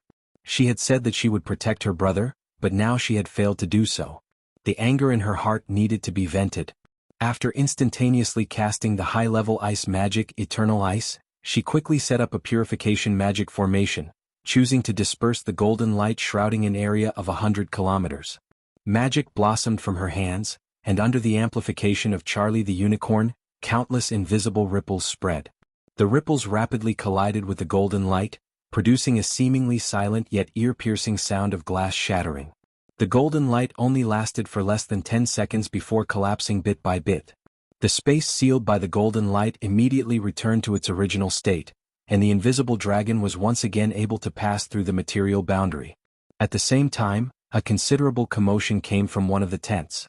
It was the magic staff inlaid with a dozen gems in the hands of the spellcaster wearing a golden magic cloak. With a loud rumble, the gems shattered into fine powder. This? The middle-aged spellcaster was shocked. Qi's eyes flashed in midair. Found it, the source of the space seal. Charlie, let's go down. Those who dare to harm my brother are not good people, they must all be killed. Although she was a pure siren, she had never been a greenhouse vase. She had lived in the sea since childhood. How could she be soft-hearted when fighting with sea monsters all the time? Snort. The golden spiral horn on Charlie the Unicorn's head flashed, and with a leap, he had already rushed in front of the tent. Qi casually fanned the tent away with a gust of wind. After mastering the earth elemental embodiment perfectly, she had been practicing the wind elemental embodiment and had already achieved some small success. The tent was blown away, and a golden light bloomed from the original position of the tent. The middle-aged spellcaster wearing a golden magic cloak reacted in time. This golden light was the magic he had released. But Qi, who was holding the 8 dragons' divine sword in her hand, wearing a gemstone crown on her head, and wearing a magic cloak, only gently waved the divine weapon in her hand, and ice quickly condensed in front of her. Boom. Although the ice was shattered in an instant, the golden light also dissipated. Seeing this, the middle-aged spellcaster snorted coldly. He casually released a seemingly powerful lightning magic and said coldly, "Siren Jr., the vastness of the truth is not something you can understand now. Lightning storm." As his voice fell, boom, a huge storm suddenly rose from his hand, mixed with countless lightning bolts, and attacked Qi. Qi never bothered to communicate with strangers. She just waved the 8 dragons' divine sword again. Countless rocks and soil rose from the ground, like an underground monster opening its mouth, and quickly swallowed the lightning tornado. Then there were a few crisp sounds from the soil bag, but the bag was not torn apart. Then everything became silent. Huh. The middle-aged spellcaster was shocked again. He did not have time to think and was about to release the magic again. Qi was one step ahead. Countless streams of water condensed in the air, directly entangling the middle-aged spellcaster like a chain, and then gently pulled outwards. The middle-aged spellcaster suddenly dislocated his limbs. Of course, it was not known whether the dislocations or the bones were broken. Ah! The middle-aged spellcaster screamed, and then he endured the severe pain. Why is your magic so strong? Qi had no intention of communicating. She was about to instantly release Eternal Ice to freeze the spellcaster, and then hand him over to List to deal with. The middle-aged spellcaster was not willing to be bound. He opened his mouth and released a new magic. This was a wind magic, and a breath could form a wind blade that could tear everything. However, to the middle-aged spellcaster's surprise, as soon as the wind blade was formed, the eternal ice also condensed. It froze him, and the wind blade he had just spat out in the eternal ice, vivid and lifelike. His body was frozen, but his mind could still function. Through the transparent ice, the middle-aged spellcaster looked at a cheeseback as she left, and there was only one thought left in his mind: why is this happening? Begging for monthly votes. Please remember this book's domain name. 9 Heavens Divine Emperor mobile version website.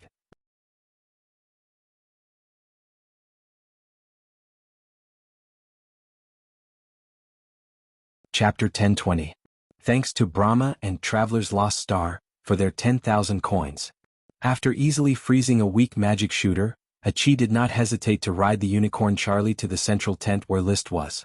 The invisible dragon bard had already sealed the space around the tent, and Achi could not get close. She could only reinforce a water wave shield to prevent the assassin from escaping. Big brother will be fine. The Phoenix incarnation ignores physical attacks, and can heal even the most serious injuries in an instant. But she still maintained the concentration to release magic at any time, quietly waiting for news. At this moment, List in the tent did not see the assassin's location through the vision of the magic eye, which made him a little confused. He could clearly feel that the assassin was hiding in someone's shadow, but he could not lock onto the assassin's position. It was really strange. Winnie, switch vision. I want to use the bone dragon vision. Yes, Your Majesty. After a moment, List's eyes under the helmet had been replaced by a ghostly blue will-o'-the-wisp. His vision also suddenly changed, turning into a strange grayish-white world. In his vision, there was only a gray outline of matter in reality, and only the soul was truly presented in his vision. It floated around like a light bulb, emitting light. Your Majesty, this has nothing to do with me. Duke Piero stood in the corner and said with a trembling voice. At this moment, List gave him a huge pressure. Pylov also hurriedly said, Your Majesty, I also don't know why the assassin appeared. Shut up. List glanced over. His cold killing intent was not concealed at all. He had already seen a strange light. It was at Pylov's feet. This white light was very distorted, but vaguely showed a human figure bound in the shadow. It was obviously the assassin. The assassin's special magic concealment method could even deceive the magic eye, but it could not hide his own soul. The next moment, under Pylov's widened eyes, List raised the bone dragon sword and suddenly stabbed at his feet. At this moment, Pylov only felt that List wanted to kill him on the spot, not giving him a chance to explain his participation in the conspiracy, so he immediately chewed the dog urine moss hidden in his mouth. You devil! For the glory of the great Earth Berserker family, you deserve to die! He roared. Boom! His body swelled up like a balloon. All of this happened very quickly to others, but to List, it was extremely slow. He did not care what Pylov was thinking at all. The bone dragon sword stabbed straight into Pylov's shadow. The bone dragon could see that the bone dragon sword had accurately stabbed into the assassin's distorted soul. It was only a momentary pause before the assassin's distorted soul flowed to the other side like a stream of water. It was obvious that the bone dragon sword had not locked onto him. The assassin's methods also ignored physical attacks. Leo, help me. List made a prompt decision. He gave up the bone dragon sword and reached down with both hands to grab the distorted soul. He communicated with Leo, who was ready to attack. The violent fire dragon magic mixed with his supreme magic Do Chi completely poured into the fingertips of his hands. He pounced forward and directly grabbed the distorted soul that was jumping away. Flames appeared in his hands, and the dragon's might was wild and violent. Ah! The distorted soul suddenly showed its figure. It was a strange blurry body that was being bound by the flames. It could not escape and could only let out a sharp scream. Countless fire elemental magic surged into his body, almost instantly dispersing the magic in his body. He could no longer maintain his balance, and the special method he used also collapsed, completely revealing his human body, a pitch-black body full of tattoos. His neck was just grabbed by List. He asked coldly, Who gave you the courage to assassinate me? Ugh. The tattooed assassin could not say anything. His body trembled as if he was electrocuted. That was the fire magic burning his internal organs. Platter. A big sword made of broken crystals fell down. It was the one he used to assassinate List. At this time Pylov, who was busy transforming, finally waved his basin-sized fist and smashed it towards List. Go to hell. List slowly turned his head. The bone dragon armor automatically extended a small bone dragon claw from his shoulder to meet Pilav's fist. However, Pilav's fist dodged List's unexpected bone dragon claw and smashed towards the assassin in his hand. Kill to silence? The accident did not affect List's movements. He was just in the grass. The bone dragon wings on the back of the bone dragon armor directly enveloped the assassin and blocked Pilav's fist. The seemingly powerful fist smashed onto the bone dragon wings, but it did not hurt or itch. The bone dragon sword, which had already recovered its bone dragon tail, swept horizontally and forcibly smashed Pilav into the ground. It sank deep into the ground, leaving a perfect outline of a human body. Then List lifted his foot and lightly stepped on it. Pilav could not struggle no matter how hard he tried. There was even the sound of bones breaking.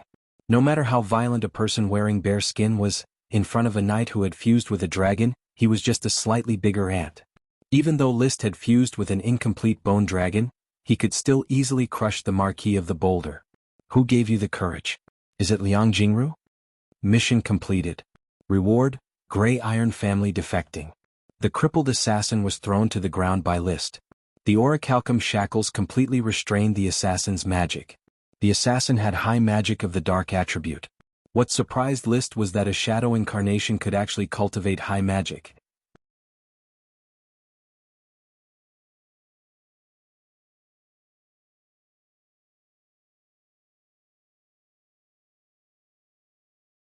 Chapter 1021.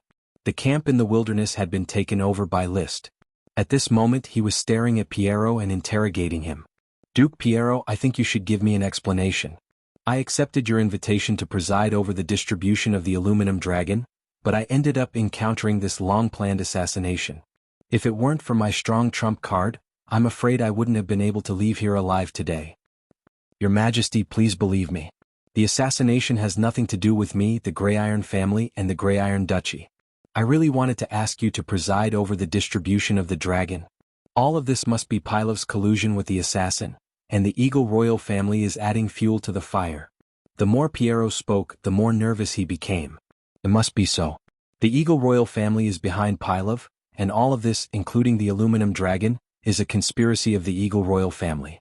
Adonis Moonlight Silver is really insidious. He used me to urgently want to revive the Gray Iron family, and thus led your Majesty here. Piero clearly knew nothing about the Noble Frost Empire, so he didn't know that the assassin was from the Noble Frost Empire.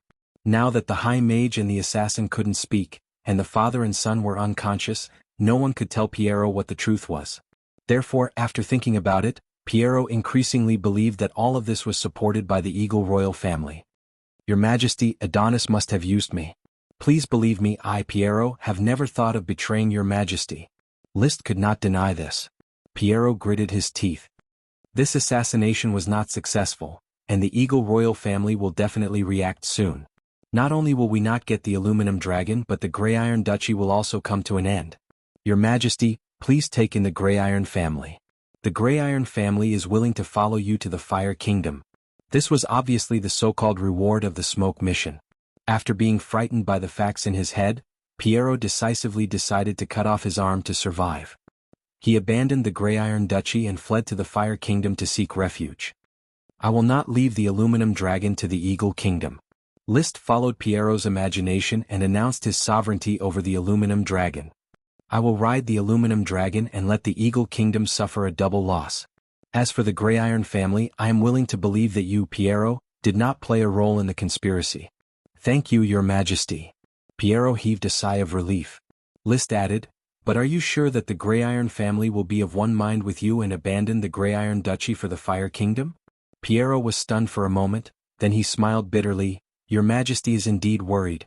My prestige in the family is not as high as before, and many knights will be afraid of me going to a new country to develop. However, Piero's tone changed as his expression gradually turned serious. But if we stay, we'll be annexed by Adonis sooner or later. I know this Eagle King. The future of the Gray Iron family has been cut off in the Eagle Kingdom. Only by following your Majesty can the Gray Iron family be revived in the Fire Kingdom. If you really intend to develop in the Fire Kingdom, I welcome the Gray Iron family to expand in the Fire Kingdom. As long as you are able to bring a large number of knight ranks with you and join the Fire Kingdom, you can even inherit the title of Duke. I can keep my position as a duke. A duke without a fief. Under normal circumstances, the title of duke without a fief was usually given to the children of the royal family of the kingdom, or to marquises with outstanding military exploits. Only a dragon knight could establish a country and be conferred the title of Grand Duke. If the children failed to ride a dragon, they could inherit the title of duke and continue to manage the duchy. Although the status of a duke without a fief was lower, it was still many times larger than a marquis's fief and could enjoy more resources. Coupled with the Grey Iron family's original heritage, they could still enjoy the treatment of top nobles even though they were no longer in the dragon-raising family sequence. This was the best way to prevent losses. Piero was elated. I'll try my best to rope in more knight ranks to go to the Fire Kingdom. But just as your Majesty worried, the Grey Iron Duchy is too far away from the Fire Kingdom. Traveling thousands of miles will scare away most knight ranks. Once the Eagle royal family finds out, it's very likely that they'll pursue you along the way. I can draw a map and let you take a safe route to the border of the southern coast of the Eagle Kingdom and the Yellowstone Kingdom. I've built a new transmission array there that directly connects to the Fire Kingdom. Recruiting the Grey Iron family and the Grey Iron Duchy's knight was just an interlude. List restrained the assassin, the archmage, the pile of father and son, and the others. The next step was to attack the aluminum dragon. If time allowed, he could calmly attack the aluminum dragon with silver coins.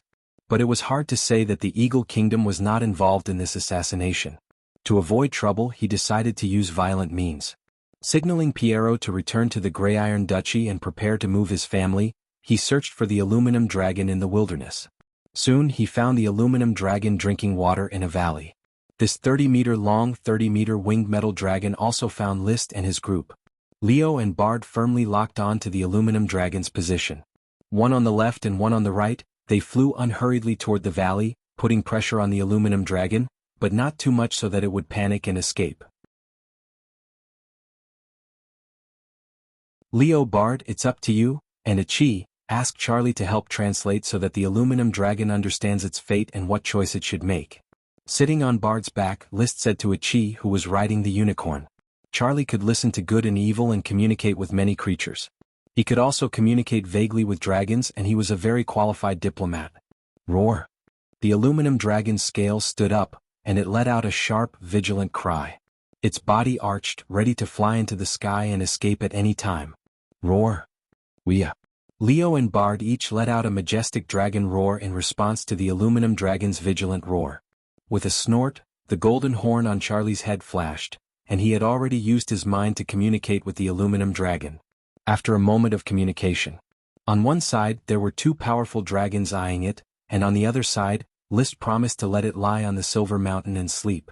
The young aluminum dragon could not make a decision. But in the end, reason prevailed, and it knew that it would be calm for a while. Through Charlie's translation, it expressed its willingness to let Liszt have a spiritual battle. But if the spiritual battle failed, Liszt had to let it go. Liszt did not hesitate.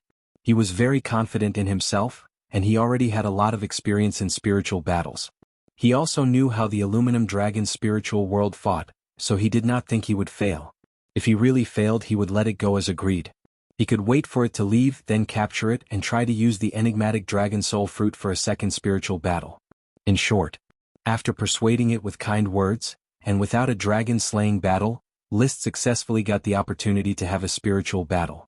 Taking a deep breath, he jumped onto the back of the aluminum dragon with a slightly resentful look, and walked step by step toward the exquisite dragon-tooth platform. His feet stepped on the bumpy part and he sat down. In an instant, a wonderful feeling came and he had entered a sparkling silver world. Begging for monthly votes. Please remember this book's domain name. 9 Heavens Divine Emperor Mobile Version.